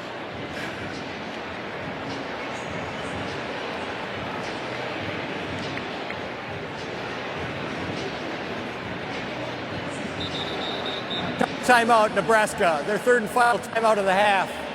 Okay, so now what's the conversation here if you're Nebraska? Well, you've talked to Bill Bush, your full-time special teams coach, and said, what is the range? Because you've done all of that in pregame. So that number is set aside, and you know from both directions where your kicker is comfortable. And I think this is at 57 or so going to be outside of the range. It certainly is outside of the range of Bleak Road. He was going to be pushed to about 50.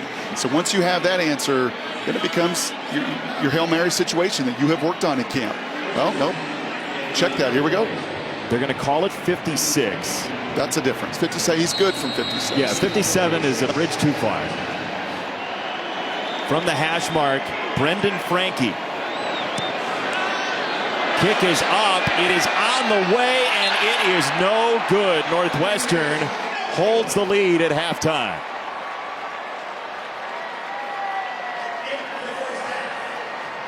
.3-20 under Scott Frost, trailing at the half, 5-20 in one-score games, and Nebraska finds itself in another one. Yeah, and once again, some of the special teams, you start poor field position, the turnover, but you're right there, and this is going to be down to the wire.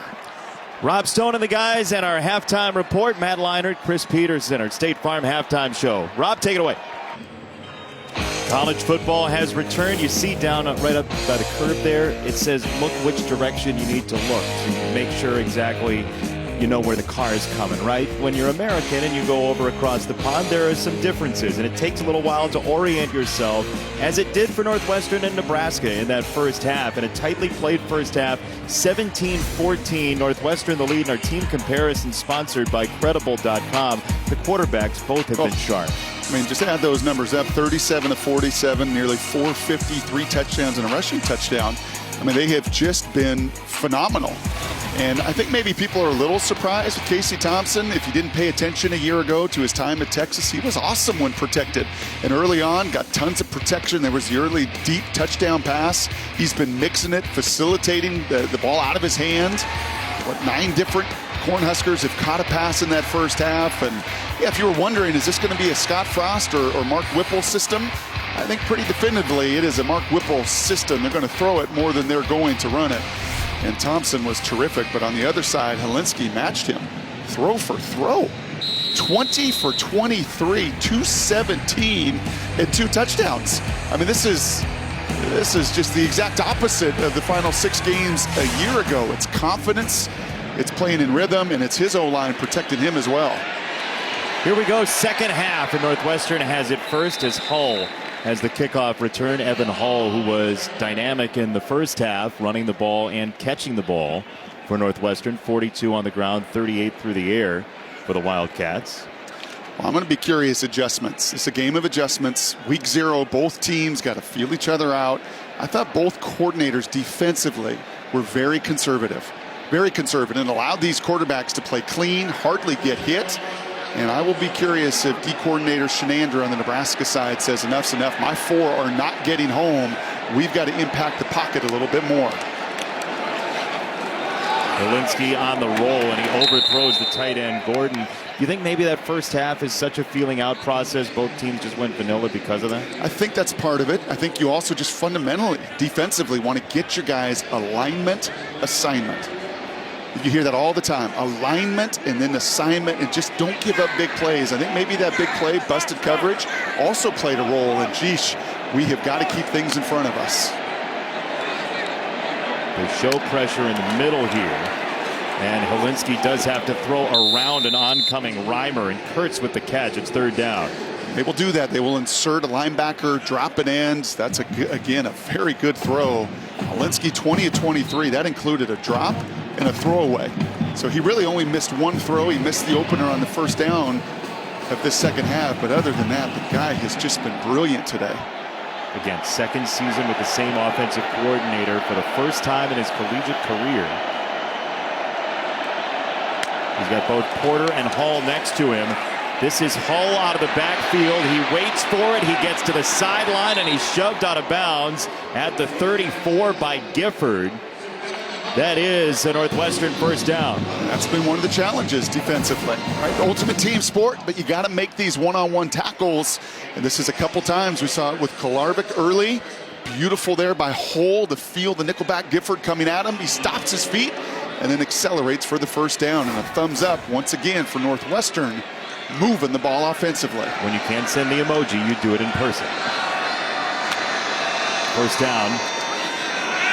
Play action to Porter, and it's dropped by Clare. So another first down incompletion. We'll see where the drive ends up. But I love the play calling right now. You do? I do. I love the mix. They have Nebraska on their heels and guessing defensively. Can't put it in a better spot. That's between the ones for Clare. I think he's trying to get his eyes around to see if he was going to and what was going to hit him. They overcame the first down incompletion last series. See if they can do it right here again. The shoulder fake from Helinski. Now he goes toward the edge, and that is knocked away, incomplete. Tommy Hill approaching the tight end Gordon, and it's third down.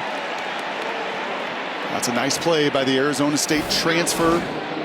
Florida kid, four-star, big-time recruit, and the timing is so critical, right? Gets away maybe with a little bit of a face mask at the end of it, but he doesn't go through the receiver before going to the football. He times that beautifully. Third down and 10 for Northwestern. They were 4 for 8. And there is a flag. Looked like some movement on the line for Robinson for Nebraska. And there was going to be movement in a six-man blitz coming at him too. Who went first? Offside. Defense number 99 came into the neutral zone, causing the offense to react. 5-yard penalty, first down. Yeah, I think you see Ty Robinson. He was going to stunt a little bit there. He's going to move because some pressure was going to come on that 3rd and 10. Now 3rd and 5, a little more difficult to bring that pressure because if Helinski can get the ball out, which he's done, easier to move the chains. Just 2 with hands down for Nebraska on the defensive line. They rush 4, and they get there to Helinski. He felt the pressure from Nelson and had to spit it out quickly. It's 4th down.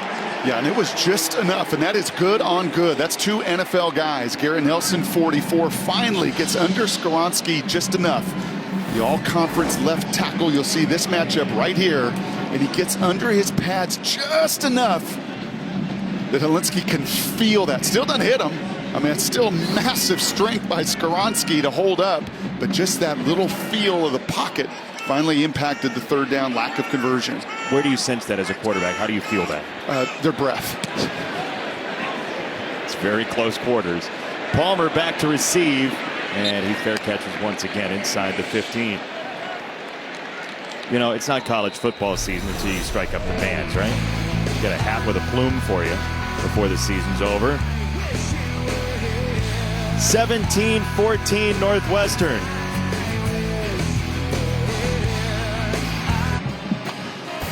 Fox College Football is sponsored by Wendy's $5 Biggie Bag. It's everything you ever wanted. And by Progressive Insurance. Protect the stuff you love with Renter's Insurance. Aviva Stadium on the former Lansdowne Road Stadium site, which was demolished in 2007. Some of the great games that have happened in Ireland. 2020's game postponed, 2021 moved stateside, and it's great to have college football back among the people of Ireland who have taken a very strong liking to this game, even though the national sport is hurling. We've seen some hurling so far with Thompson on the throw. Vokalek again sideswiped after a pretty good gain. Ozema took him down, and Nebraska has a first down. I think that is 5 receptions for the tight end now in a pro-style system. Get used to it. You're going to see a lot of Vokalek this season.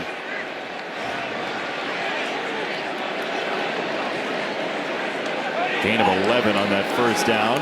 Move the sticks again. Thompson over the middle. That's batted away by Cam Mitchell with A.J. Hampton on the sideline in a walking boot. Mitchell becomes their best, most experienced corner. Well, and he'll let you know about it right there. Was there in Big Ten Media Days as one of the spokespeople for Northwestern. He plays like you love corners to do so, with confidence. We saw him earlier on a deep ball, right? High point it, go right up against Palmer. That time, Garcia Castaneda waits for it just a step. You'd love to see the receiver go attack it, because Mitchell did and knocked it away.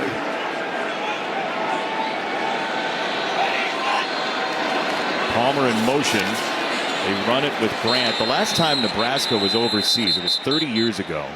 Tommy Frazier was a freshman. They played a Big 8 game, the last game of the year, to get to the Orange Bowl in Tokyo.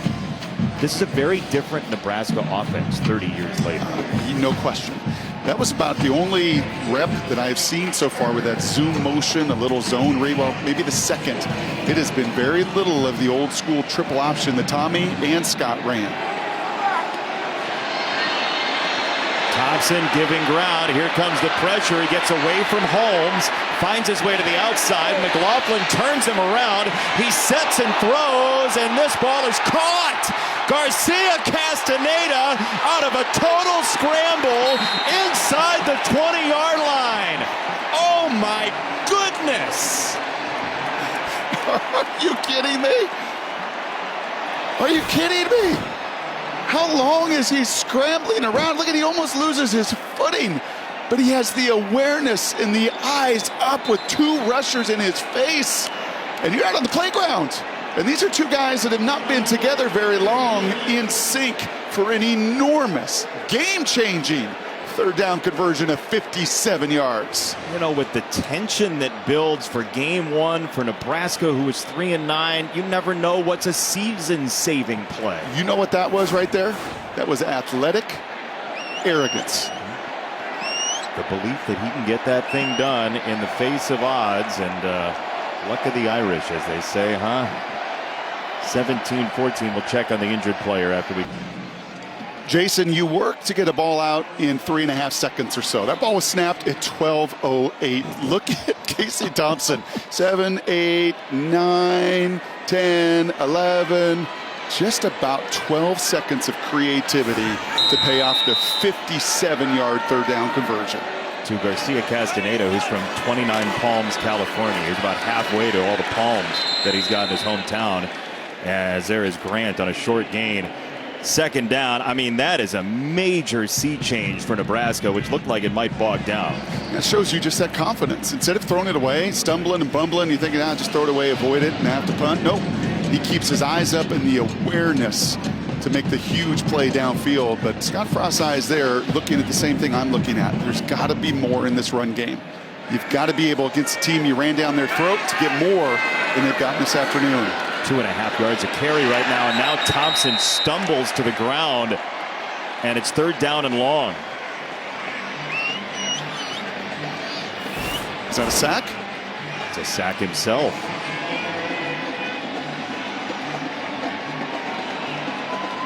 It's a loss of 9. The first sack of the game for either team, and give that one to the turf.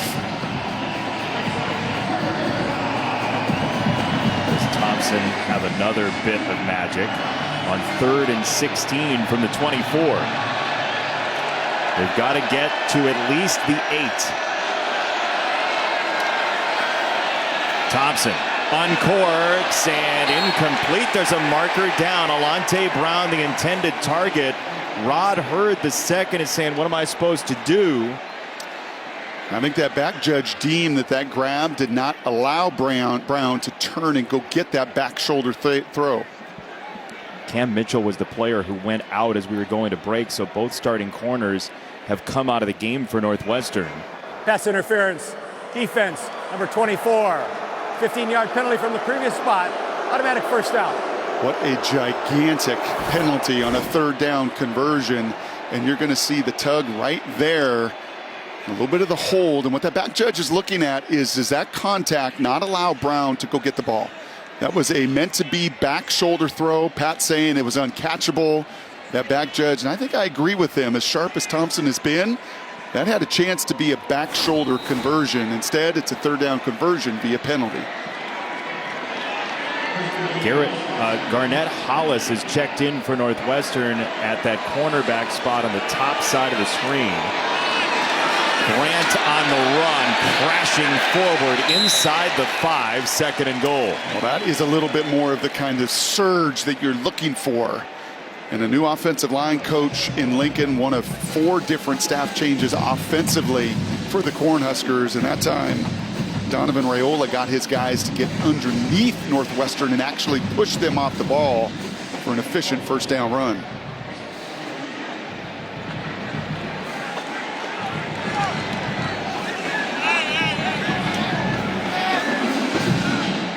Second and goal.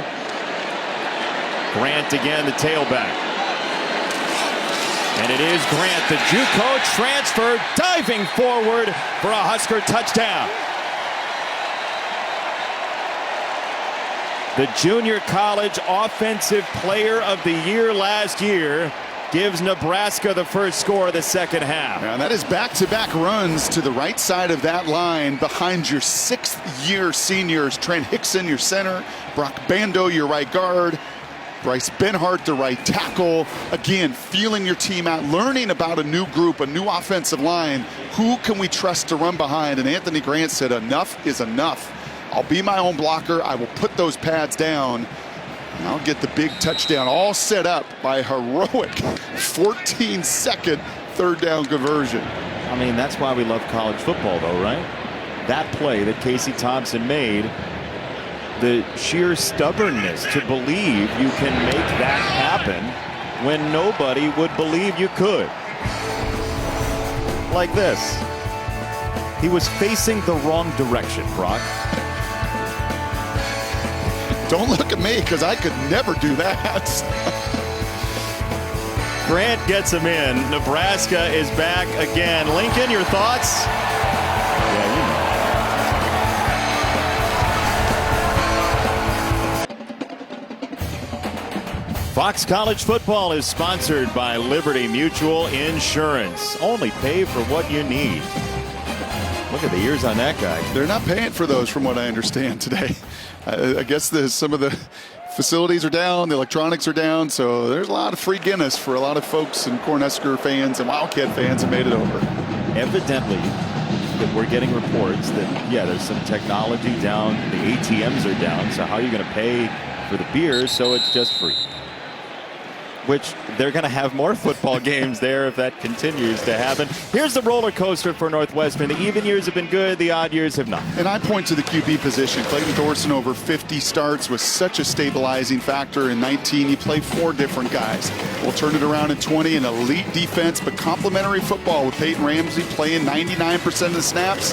Well, a season ago, it was 4 different guys that had to play the position. If Ryan Halinsky continues to play like he's played through the first 35 minutes of this game, there's going to be one guy on that roller coaster, and that's good news for Northwestern fans.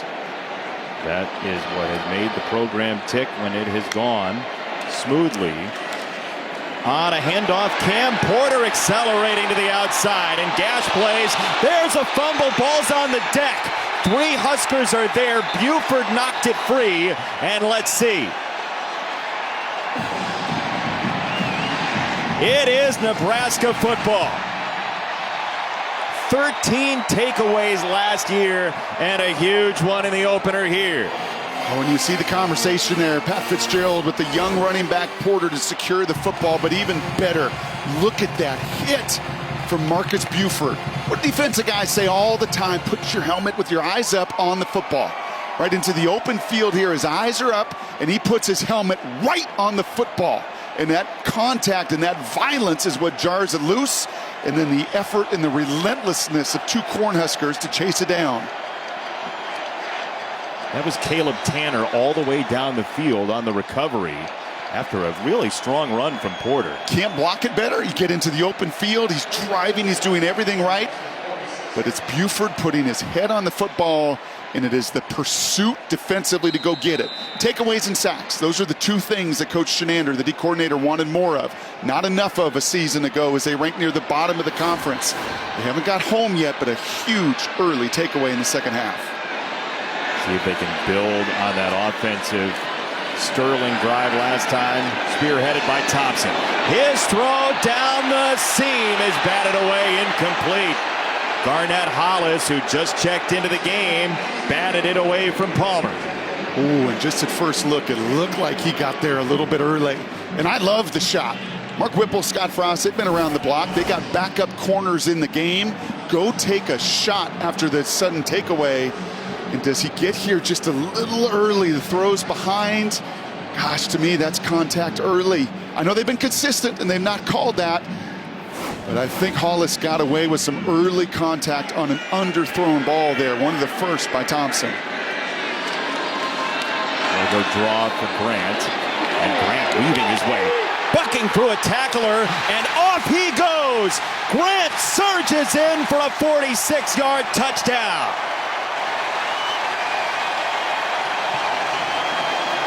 You want muscle? Oh, baby, that was muscle. What do you squat, Evan Hole? I can one-up you and make people miss in the open field. We've seen better run game, right? You pull the two big fellas from the right side of your line, and it's right there in the open field. Two missed tackles by Northwestern. And the JUCO Offensive Player of the Year a season ago, Anthony Grant, shows you why he was so productive at that level. You make the first miss with your feet, you lower your pads to drive through the broken tackle. Explosive run play. He just blasted through Cam Mitchell, and Nebraska makes it 28-17 off the fumble recovery a couple plays later. Yeah, and it was just that violent tackle right there. You could even see Cam Porter trying to secure the tackle, and then the relentless effort to pursue. And you come back with Anthony Grant, who runs through the corner. Mitchell jukes out the safety herd. And the Cornhusker fans loving what they're seeing in Dublin. How do you pack those ears of corn? I bet they're foam. So I think you can tuck them in the suitcase. They're still very large, Brock. They are. I don't care what they're made of. It's probably not a carry-on. You're probably checking, unfortunately. How many bags do you have? 2 plus the corn. Well, we were wondering about this running back room. Scott Frost told the local media in Lincoln, this is the best, deepest group I've had. Thought you could see Grant, Irvin, Johnson, maybe even the freshman Allen at some point, but Grant has said, nope, I'm the workhorse. Put it on my shoulders and run like that is going to give him even more of the workload. Oh, and an onside kick. Northwestern is on it. At the 45, Scott Frost going for the mortal blow in this game, and now Northwestern has a short field. I don't know about that. Bill Bush, right there, special teams coach. That may be something that is called if you get the look. Right, that's usually how that works, is if you get the look, you're going to dial it up. If not, then you go ahead and kick it away. A tremendous awareness, and when you're doing that to a running back, I don't know if I love that call right there. You kind of mortgaged your momentum. Yes, you kind of give a little bit back right there. Claire on the recovery. Evan Hull trying to find his way outside. He swarmed. Reimer was there first. It's second down. I mean, I get it. You want to be aggressive, as you said. Boy, you have a chance to really step on the accelerator. But you also have a chance to step on the decelerator from a momentum and energy standpoint. Helinski play action, looking for the throwback the other direction, and he's got Gordon for a Northwestern first down inside the 30. Gordon might be dinged up there on the catch. He's all right, he's up. I'm going to guess again, that's Scott Frost, full-time special teams coach. That's something they talk about and have in the game plan. Now Gordon had gotten up, he's back down to a knee. When you say it's based on the look, would the kicker be making the call at that point once you hit the field? Hypothetically, in that situation. Yes, now the other guys have to be aware of it, obviously. But that is typically something that, boy, we've seen the look, we like the look. But I see a skilled captain on the other side, a running back, that I'm going to try to pick on. I don't like that matchup. And I don't like, unfortunately, Gordon coming off the field because these tight ends have been weaponry for Helinski. Yeah, Gordon a couple of catches so far.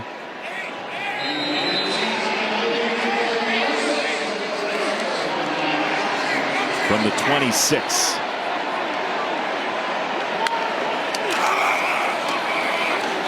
Helinski keeps it and throws it, and some early contact again, incomplete. Gifford on the coverage, second down. Well, they've been consistent this way, so I don't mind that. Kind of like a strike zone. If you're going to allow a little bit of contact, you've allowed some hand fighting. You saw it on the other side on the deep throw. That time Gifford, who's been rotating with Kolarvik and nickel, he's there about as early as we saw Hollis on the other side, frankly. But he's got the arm wrap there too. But it didn't turn. It did not turn that receiver, which would automatically generate a call. Second down rollout. Helinski waits for it to clear and throws. It's juggled inside the 5 and caught by Washington. Well, that combination of some of that run with play action, Nebraska just does not have an answer for. They've run it enough to influence those receivers, and you see a game of inches. That ball skimmed by Reimer, the linebacker. And that's why you do the tip drills and the jugs machines and the batted balls, and tremendous hand-eye coordination by Washington. That's where preparing for the rain might have helped Northwestern. They did it for a couple weeks as Helinski is going to split out wide. We're going to go Wildcat, it looks like, with Cam Porter. Helinski up at the top of the formation, and a timeout called.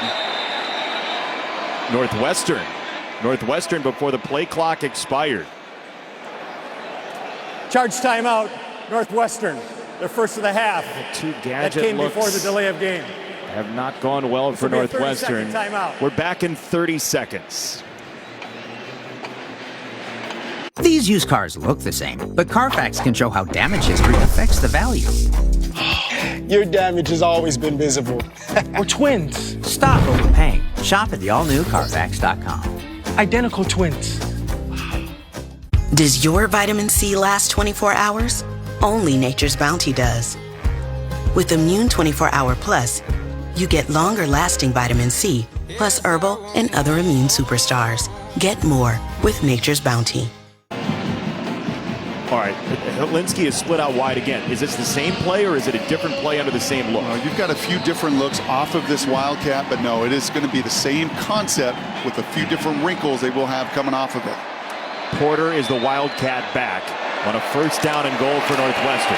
It's Porter dodging and diving and scoring for the Northwestern touchdown.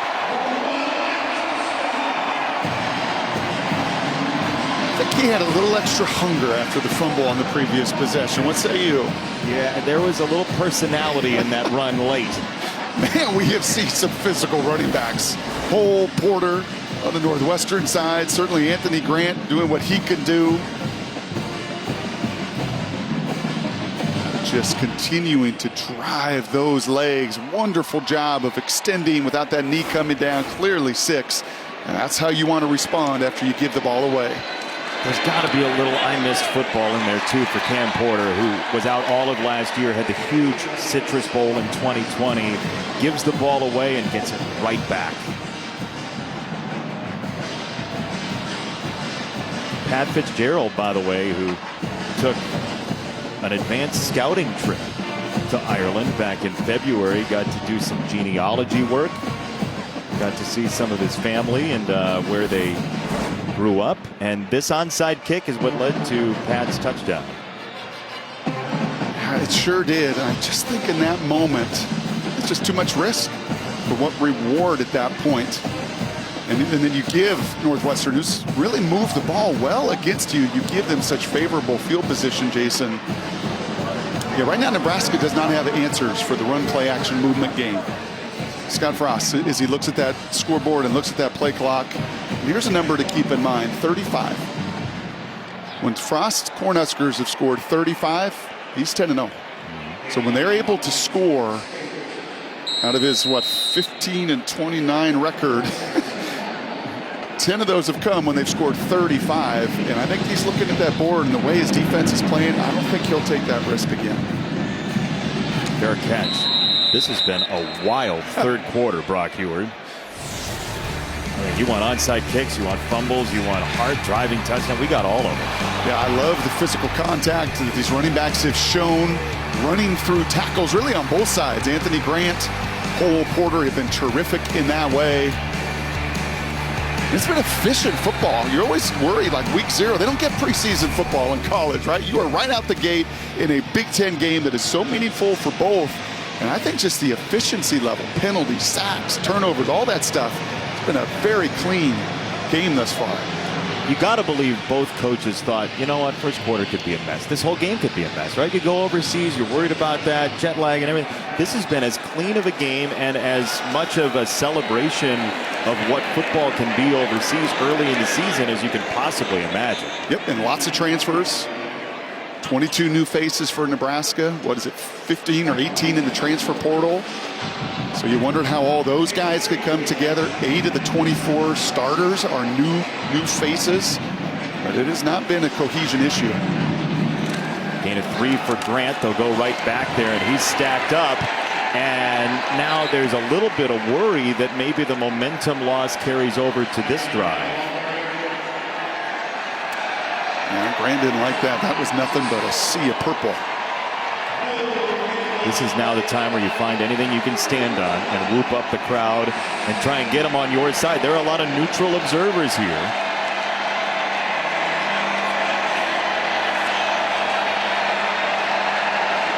Nebraska has been outstanding on third down today. Thompson to throw. He sets and fires. Incomplete. And it's punt time for Nebraska. I think fair to say that might be his first miss. And that is not what any Nebraska fan wants to see, as Travis Vokalek is holding the lower leg. Not only has he been a major target of 5 catches for 64 yards, but he has turned himself into a vocal leader for this team as well. And he is down and hurt. Back to the throw, Brock. Yeah, this is the first miss we have seen on these deep out routes. And that one missed by a lot. And I don't see anything in the route there. Garcia Castaneda is coming out of his route. That was just a miss by Thompson. And here's Vokalek trying to block the contact there. Don't see a lot. And as you said, both vocally and with his play, that would be a huge loss for Nebraska. Fair catch, Navarro. Northwestern gets it back. 6:41 to go in the third. We miss college football for all of the reasons we've seen in the third quarter. Returns to Fox Sports, and for the first time ever, it's taking over the holiday season. The FIFA World Cup live from Qatar, starting at November 20th on Fox and FS1. This is an epic cup snake that looks like it might wind to the Sousafall and into the Sousafall, which would be a problem. Well, I mean, you offer free beers? That's right. What did you think was going to happen? That may make it to the river eventually. Wow. And it's great group work, by the way. Everybody's passing their cups over. We'll keep tabs on that for the rest of the ballgame and update you. Evan Hull on the run, jamming across the 30. And Northwestern, you see the confidence building for the Wildcats after that failed onside kick. You see an offense that didn't look anything like it did a year ago. You see a mixing and matching of personnel. You see run and play action. You see a confident quarterback. And you've really seen them go up and down the field. I got to give a lot of credit to those 5 guys up front. They're getting the party started.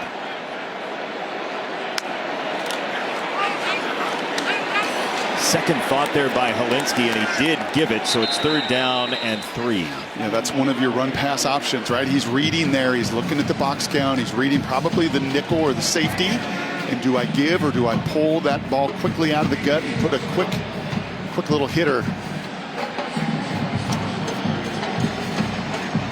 3rd down and 3 for Northwestern, which is 4 for 9 on 3rd down. 4 yards to carry has generally done the job for Northwestern today, with 24 points of bonanza after the rough end to last year. 3rd and 3, they run it again, and it's Hall trying to keep his feet. Nelson slicing him down. Henrich was in there first, and it's 4th down. Well, we saw this about 5 yards further, right? It's about the 38-yard line that they went for it in the first half in this kind of circumstance, and they're keeping the offense on the field. Why not, right? When he has watched that 6-inch surge at the line of scrimmage go his way, he being Pat Fitzgerald, and again, the same hard counts. Last time it was a sneak after all the movement. They motioned 2 tight ends the first time. Same thing. Helinski looking to the sideline, and this is going to be Northwestern waving the flag on this drive. But you burned the timeout early. Now you burn another. Oh, now actually they won't. Okay, that's smart. Game, offense, 5-yard penalty, 4th down. I was going to say, if you burn a second timeout right there in a 1-possession game, but Coach Fitzgerald's got enough experience to know, I'm going to keep that in my pocket, get the delay of game, and ultimately punt. This is his 200th game as the head coach at Northwestern in season number 17.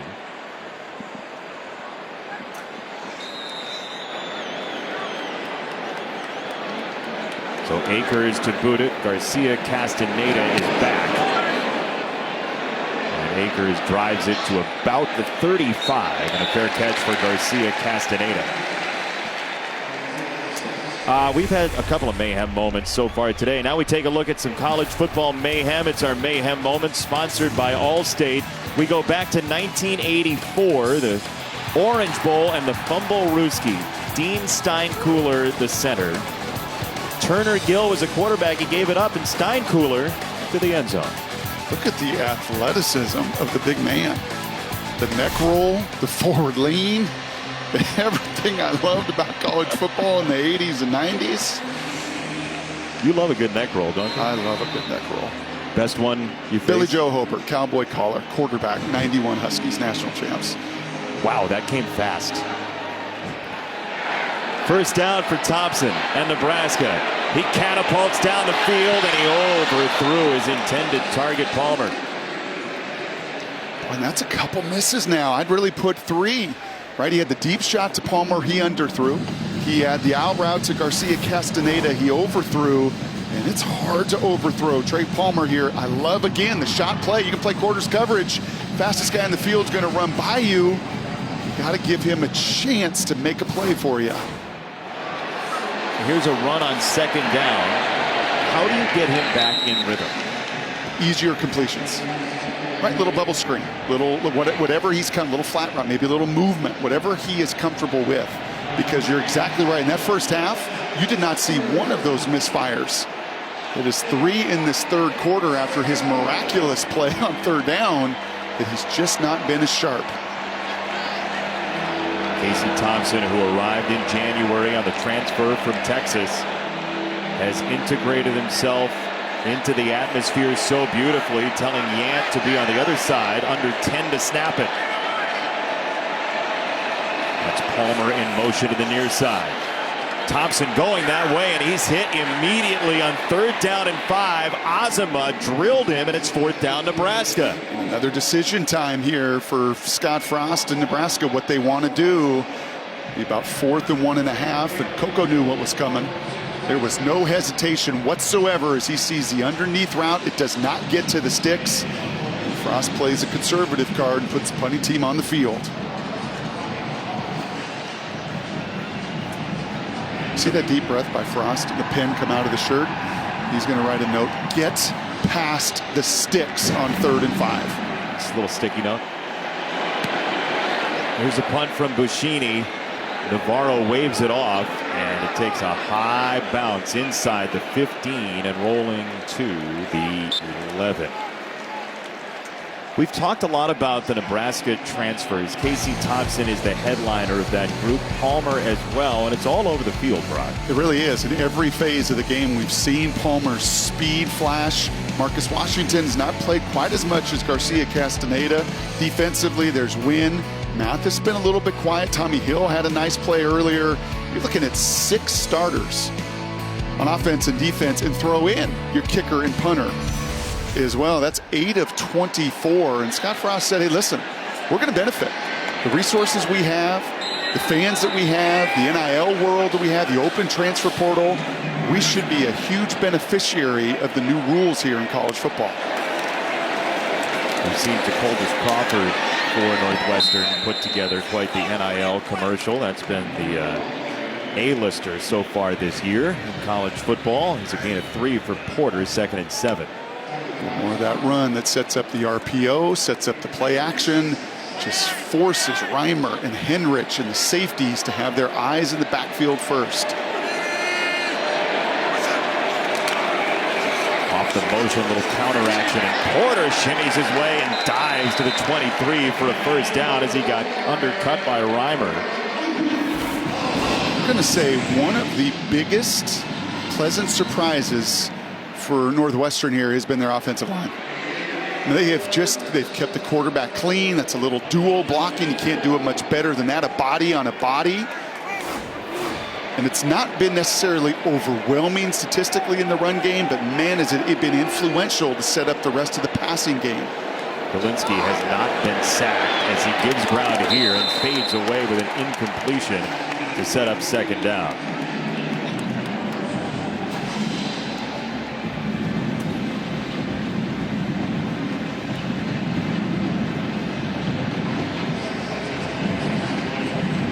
You don't want to say Northwestern's totally playing with house money compared to Nebraska, but with all of the tension for the Huskers and the tough year last year and the Scott Frost restructuring his contract, new offensive coordinator, you have to believe that there's a little angst on that Nebraska side as Helinski with a shoulder fake goes high to the sideline, and Navarro, he was close, and let's see, it's called incomplete.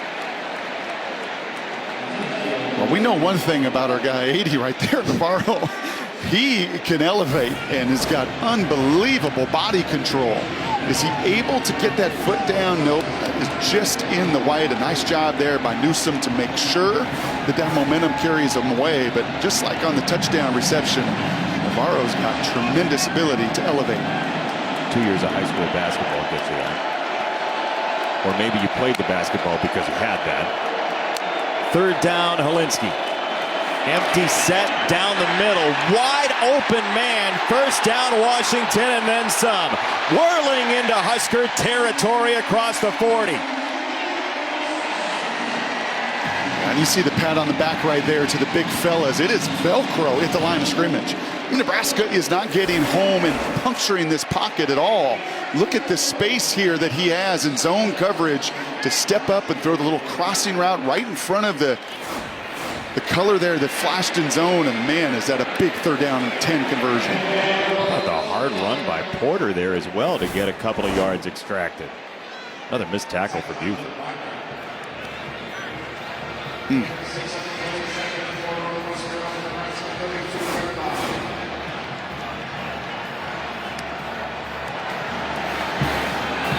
Second down run. Porter dragging Buford for a 1st down. But again, it's not Henrich, it's not Reimer, it's not Tanner, it's not Nelson. Those guys are being attacked at the line of scrimmage. And you're settling for these safeties, and Pat Fitzgerald knows it. He loves what his guys up front are doing.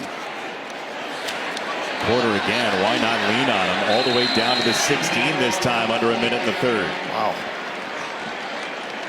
This is the type of stuff Nebraska did to Northwestern last year. Yep, and look at the hands on the hips of those Nebraska defenders right now as Northwestern is just pounding the football between the tackles.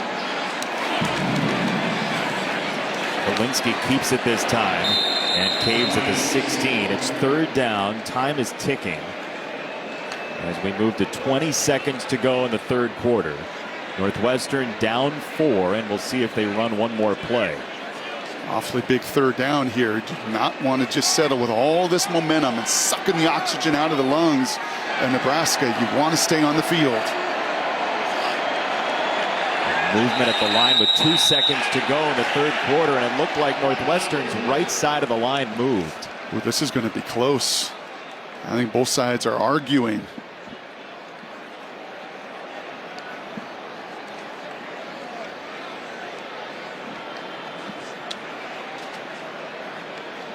Looked like the flag came in before the stadium clock hit 0. False start. Offense. Number 77. 5-yard penalty. Third down. What number? What number? It's your All-American candidate left tackle. Which may be one of the first mistakes this O-line has made all day. Skoronski's shaking his head like, why or how? Does he move? He wasn't the first one. Well, your tight ends can shift, right? They can shift there, which I think they were trying to do to draw the offsides. That was a big call. 3rd and 2, very different than 3rd and 7.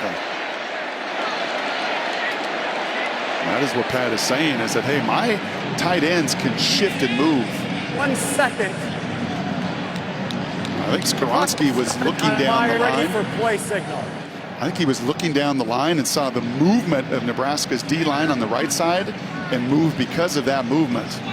That's a tough call. So it's going to be 1 second, Brock, and then when it's ready for play, the clock will move. So this should be zeros unless Northwestern snaps it immediately. Yeah, that's it. Third quarter's over. And guess what? We got a 1-possession game. I mean, Big Ten football's back. Nebraska and Northwestern typically play these deals. We go to the fourth quarter. Oh, the snake. The snake is climbing. Oh, no. Don't we all feel that way sometimes?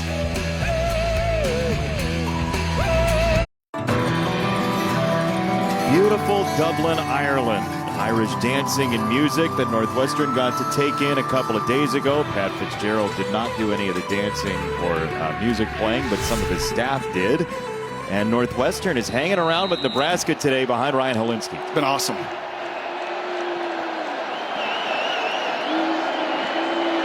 got a 3rd and 7 in front of him here.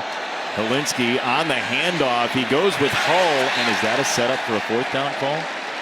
Oh, gosh, we saw a 3rd and 10 earlier where you just played to a field goal.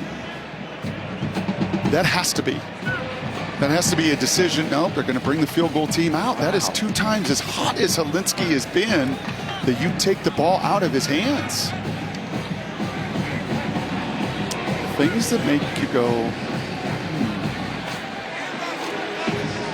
Not the first, not the last.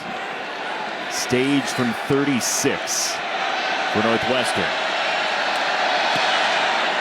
And this kick is no good.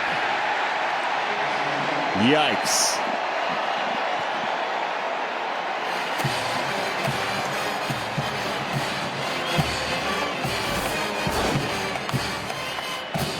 I mean, perfect snap, perfect hold, just a push to the right. And now you really have major mistakes in special teams on both sides. An onside kick that went nowhere, and you played very conservatively, thinking that is a chip shot gimme, and that look says it all.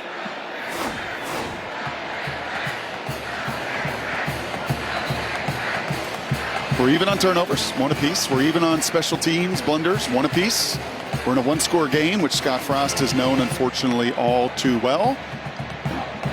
And if there's any regression to the mean, the final 14 minutes for Nebraska fans can hopefully turn quickly.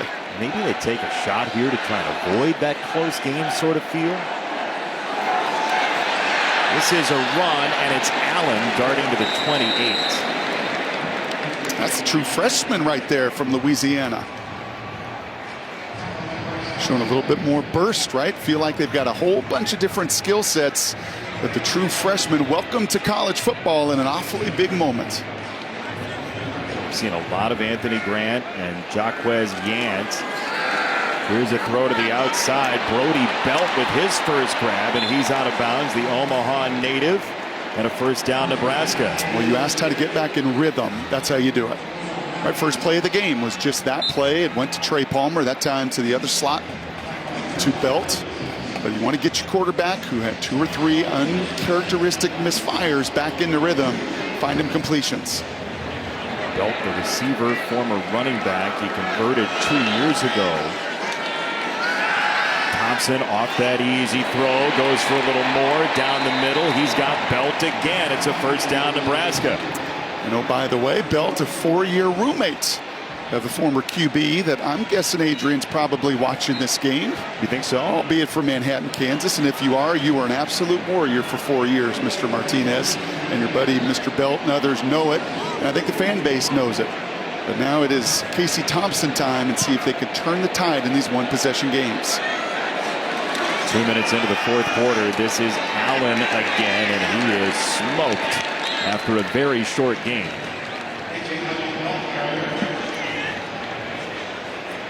Well, for Casey Thompson, whose father Charles was a quarterback at Oklahoma, the Red River rivalry became a thing at Texas, and now wearing a different color red at Nebraska on second down. Thompson again down the seam and nearly picked off. Right down the middle of the field, Rod Hurd got a paw on it, and it's third down. Earlier, that was Vokalek on that seam route. You've now got Borkircher, number 49, down the seam, a little different target. That is perfect coverage, and that is a dangerous throw with the underneath coverage and the safety behind that he gets away with. Borkircher saved the pick here, getting the hand Sure did. to bat it from Hurd. Third down, Thompson snaps off a throw, and this is intercepted. Cam Mitchell the other way for Northwestern. He got a block from Mueller, and he's inside the 45. It was Thompson that took him down, and the Wildcats flipped the field.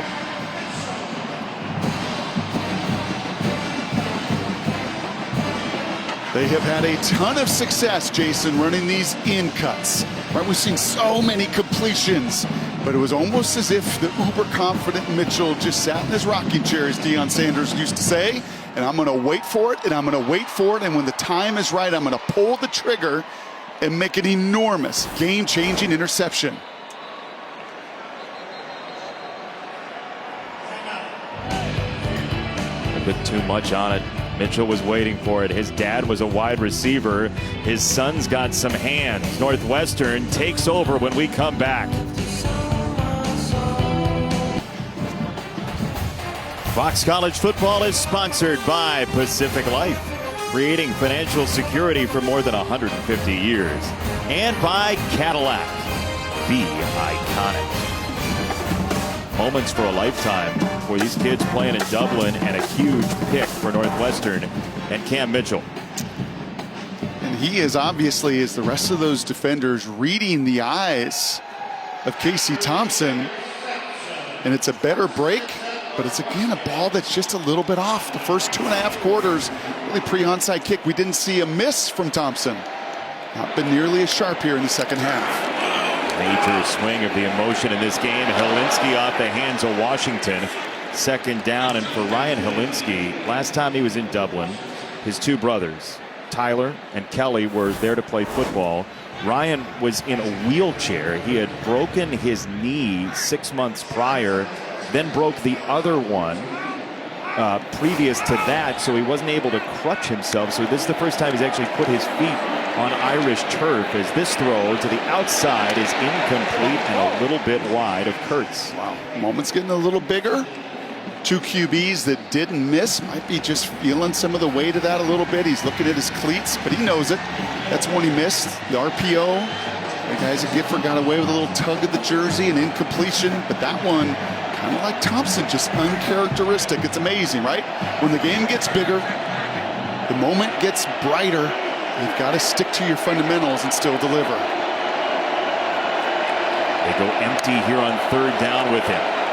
Helinski has time, finds Hull, who dives toward the line to gain, and he got there. First down, Northwestern, and his toughness has been on display all day. Sure has, and that's a 5-man rush. Nebraska not content to rush 4. They rush 5, but that leaves you in man-to-man coverage. A perfect little rub route there.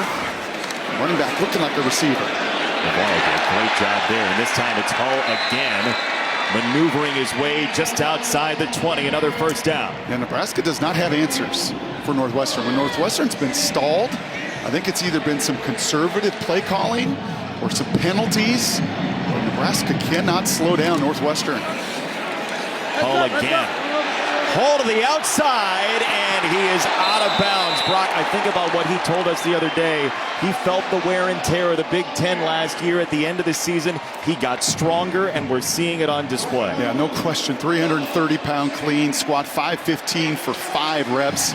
Yeah, and as this game's gone on, he simply got stronger, much like that front in front of him. Back to him. Hull sidesteps one and scores! Touchdown, Northwestern!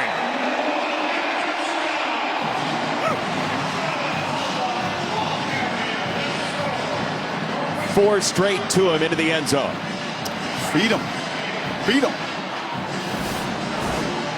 Once again, it's the big bodies that do a good job, but you make one miss. Colton Feast right there is left grasping for air as he dives at the ankles of Hull.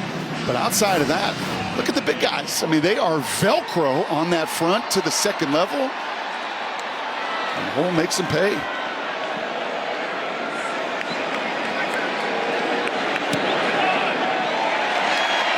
Well, he's well named to be the center of the ship. And he has been for Northwestern, with the Wildcats retaking the lead. Tension builds for Nebraska fans.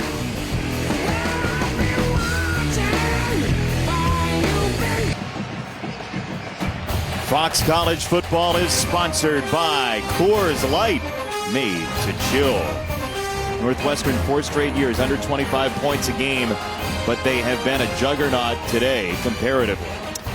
474 yards, more than they've had in 2 years against the Nebraska front 7. That's supposed to be the strength. Hull has been awesome. I've got to give so much credit to those 4 returning starters up front. They played a ton of football. They're physical. And they frankly have controlled the line of scrimmage in a way that I don't think many people anticipated coming into this game. Nebraska gets it back. Special teams has been an adventure at points, and the Cornhuskers and Palmer will have it across the 25-yard line. So what do you need to see from Casey Thompson here? I think that just as a conversation there during that drive and say, hey, listen, everything is still there. Northwestern is not changing. They're not blitzing, right? They're rushing 4. They're daring us to continue to take completions, and you got to go get them. But it looks like actually Thompson, is Thompson out? He is. It is Logan Smothers, the sophomore from Muscle Shoals, Alabama, checking in for Nebraska. This may be a little more QB run engagement. And there it is, an option look. It is Smothers whirling, and a flag comes in. Tayshawn Holmes might have caught some face mask. What do you think of the sub here? One play, it looks like. Personal foul, grasping the face mask. Defense number 90. 15-yard penalty added on to the end of the run.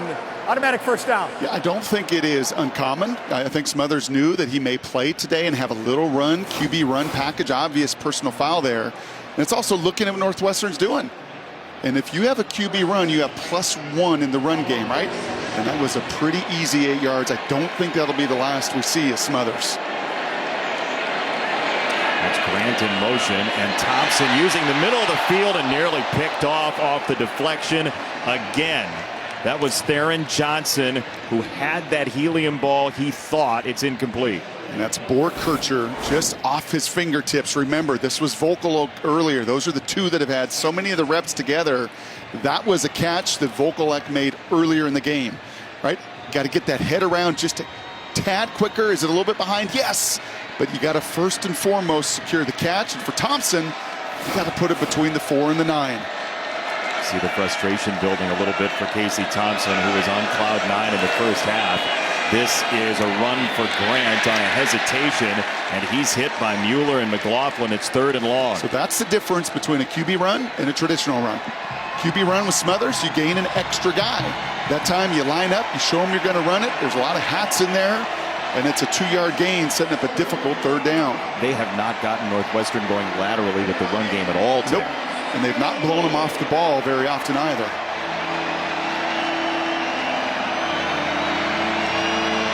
Stress on the face of Casey Thompson on 3rd down and 8.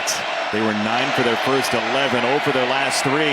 Pressure from the weak side, and Azuma got there.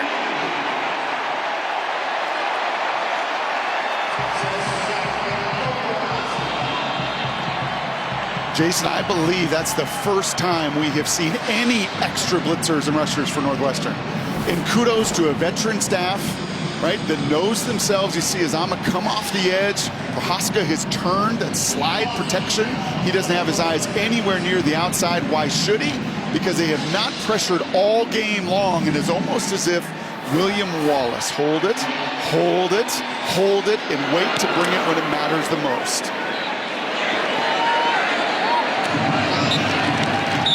I know he was Scottish, not Irish. I got it. You didn't have any James Joyce for us here in the 4th quarter. Since the onside kick, 3-and-out pick, turnover on the punt, 31-28.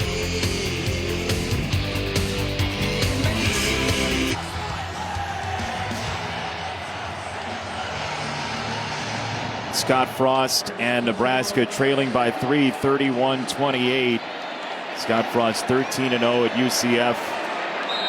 His team and Nebraska 15-29 so far. And on the opening drive for Northwestern off of that punt, it's a handoff to Porter, and 2nd down coming up. What's the tension like on the Nebraska sideline? High.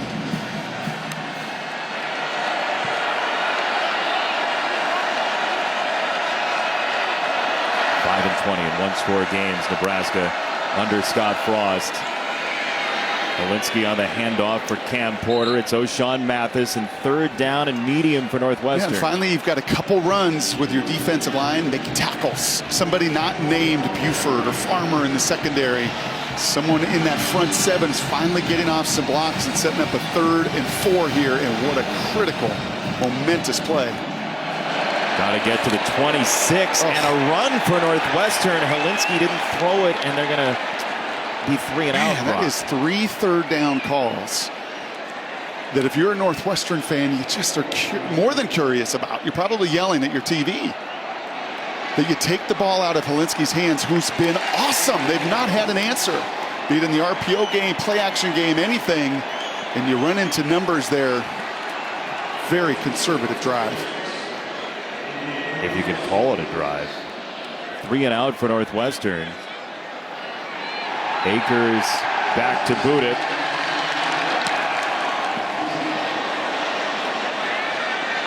And it's Nebraska hauling it in at the 43. Garcia Castaneda. Time now for the flight plan, sponsored by Aer Lingus, flying you to Ireland, the UK, and Europe.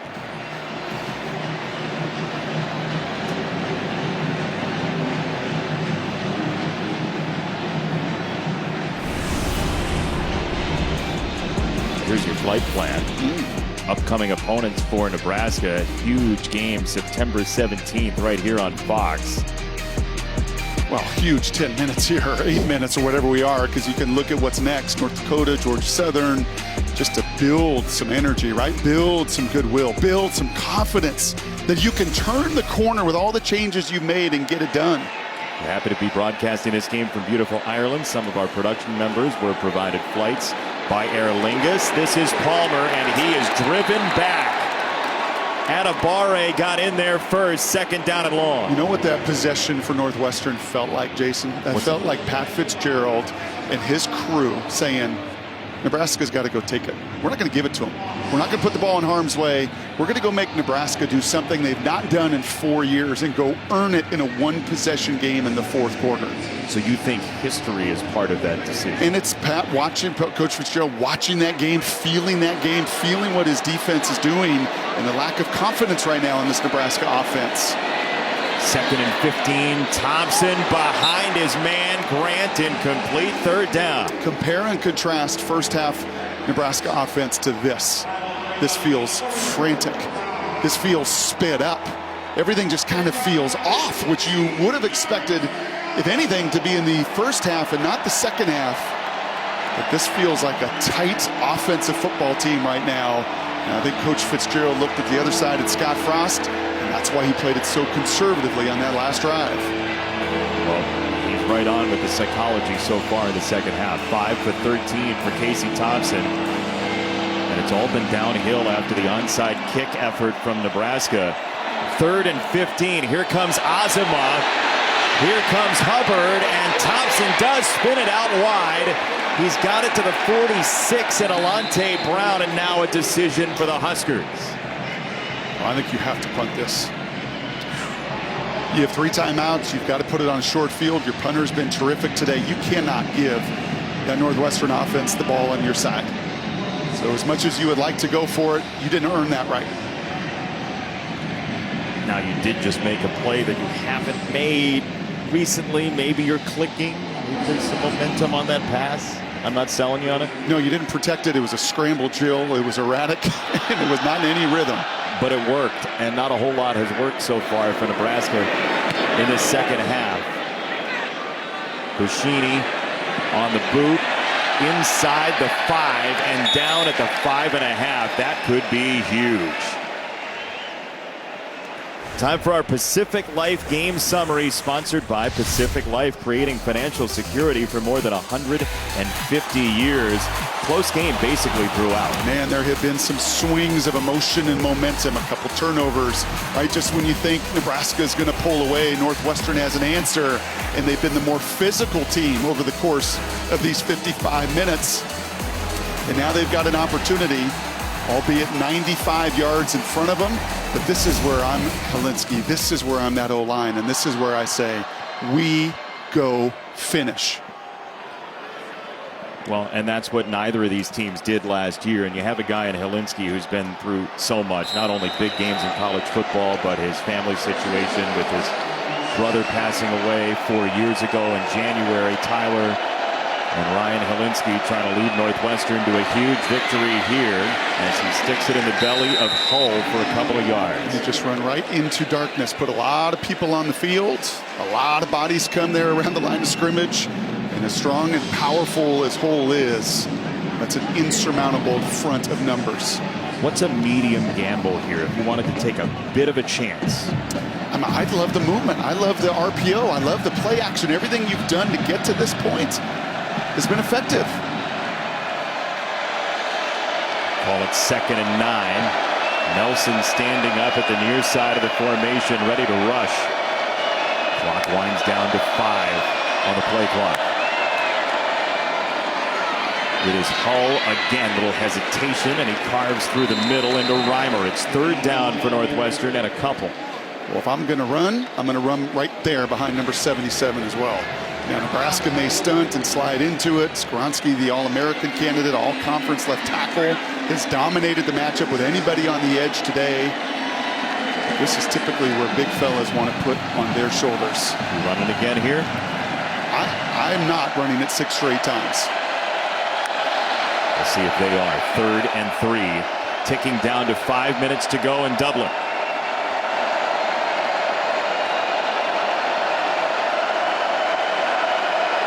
Helinski for Hull.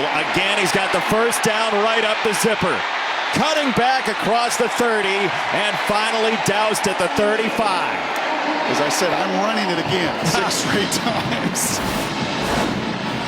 I mean, just look at the guys up front. Look at the double teams. Look at the amount of movement in defensive linemen not getting off blocks. Colton Feast that time not able to get off his block and have his eyes up 82 right there. And we've seen that scene a bunch. I mean, if there's been one picture more than any other picture today, it's been Nebraska defenders reaching and grabbing at air too many times. Pat Fitzgerald was the one who told us tackling had to get better this year for Northwestern. It has, and the Wildcats are 4 and change away from a huge upset. Cam Porter in for Hull after a 22-yard run. They get 11. Yeah, we are well over 500 yards of offense right now. And you can see Miles Farmer, the safety, right, having conversation, but 2 deep safeties right there. You're asking your front that has not been able to get off blocks, and you can see at the second level, Henrich and Reimer just getting attacked by this offensive line. I think those safeties, they better get near the line of scrimmage to stop the run. That was Skoronski sweeping across the formation to clean out the way. 10 runs in a row for Northwestern.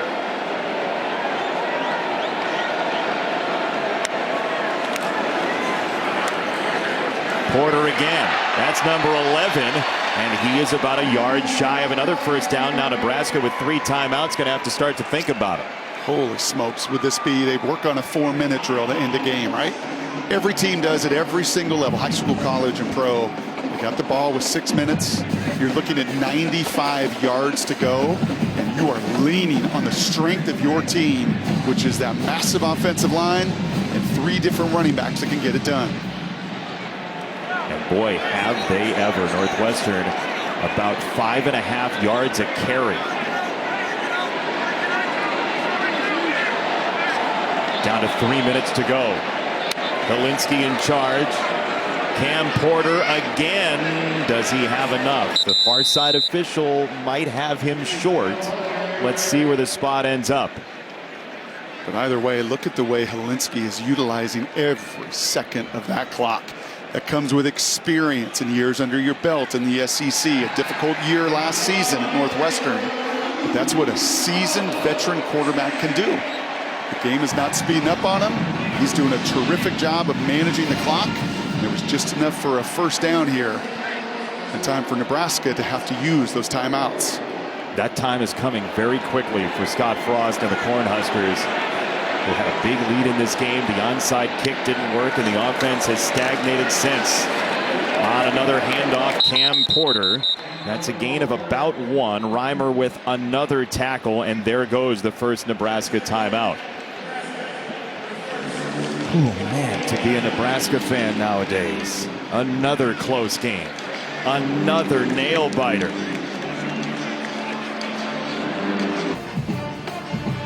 Northwestern by 3. 5 years ago, Scott Frost, coach of the year at UCF. He goes back to his alma mater.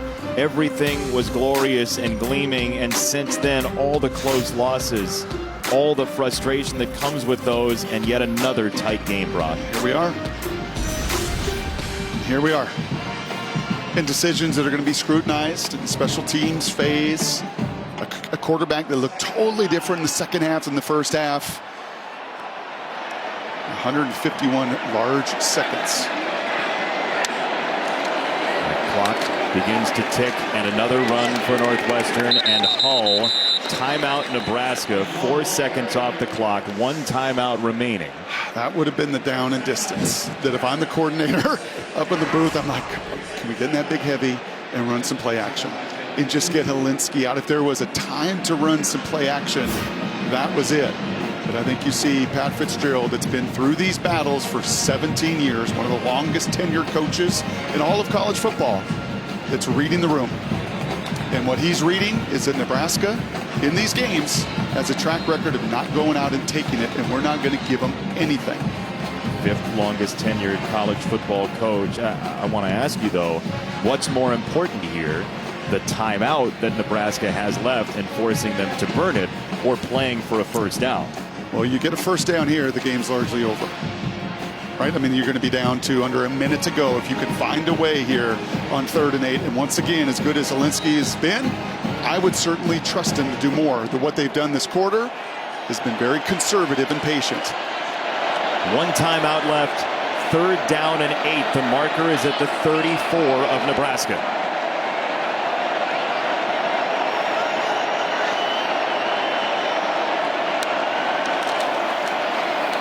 One more run. Hull, they decide to burn that timeout. And now you're kind of in no man's land. It's 4th down and 7. Oh, you're punting it and you're making them go 90 yards. We hope. Or you've got a rookie kicker on the other side as well, right? So you're going to put that pressure on Nebraska, as I said, to go and take it, go do something over 4 years that they've largely been unable to do in these moments.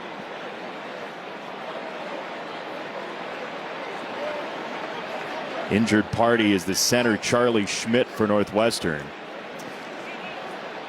And if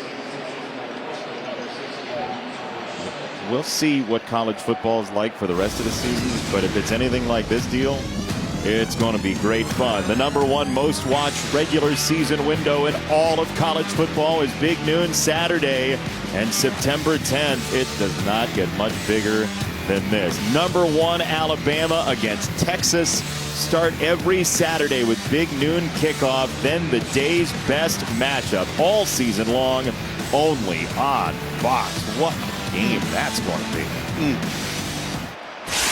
Nick Saban's doing all right for himself in the contract department. Yeah, he's just fine. And Sark's got to change the narrative in Texas, just as Scott Frost has a couple minutes to do here and change the narrative for this season and the history of Nebraska under his watch. Northwestern has the offense on the field right now on 4th down and 7. So the idea of pinning them evidently is a no right now for Pat Fitzgerald. There's the 2 tight end motion again. They can snap it once those tight ends have been set.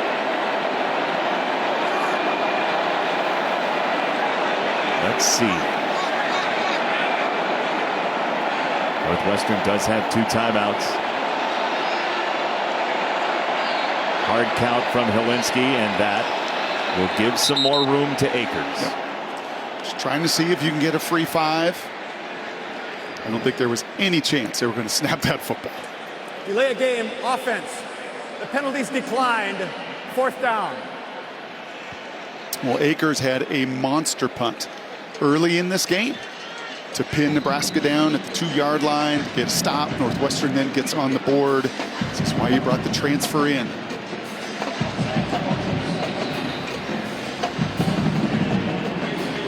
Father David, a tremendous all-pro kicker at the NFL level.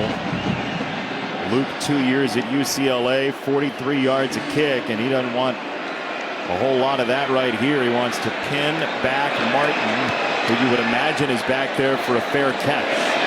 There's the wave. The ball checks up inside the 5 and down at the 3. Just brilliant from Akers.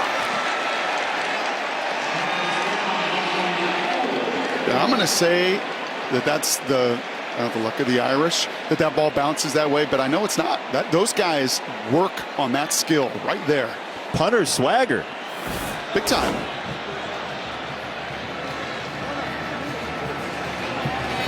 Man, wow.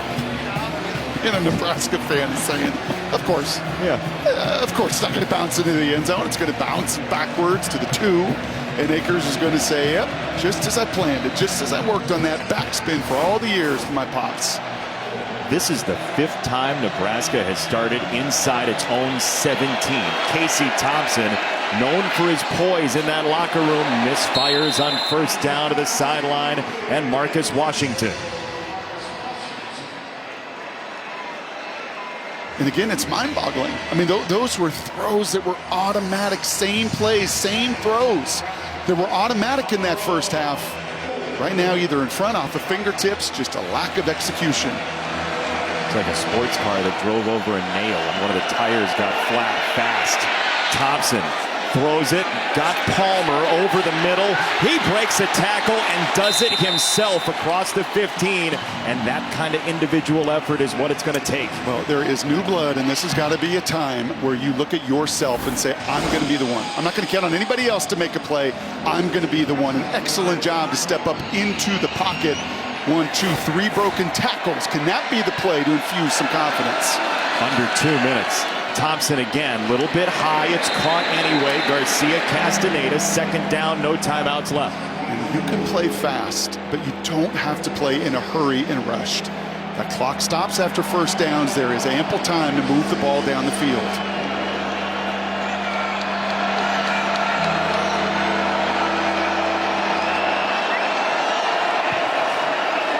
down to a minute and a half. Thompson. And it's intercepted. Picked off by Northwestern.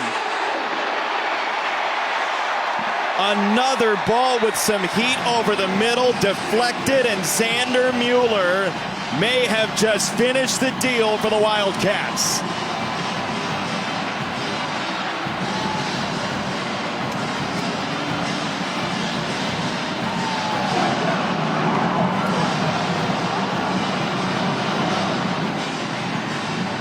That linebacker room is full of Northwestern legacies. His brother Eric was a linebacker in that same purple, and Xander Mueller across the pond looks like he ends it. You drop 8 into coverage, make Nebraska earn it. The ball is a little hot, it's a little behind, it's a catch the lever can make, but of course, unfortunately for Nebraska, it becomes yet again another in a long line of disappointing one-possession losses, because the ball doesn't bounce your way and you don't make the play when it matters the most. This is going to be 5 and 21 in one-score games. Was Northwestern uber conservative in that fourth quarter? Sure they were. Did they read the room exactly right and say, hey, Nebraska, you got to go earn it?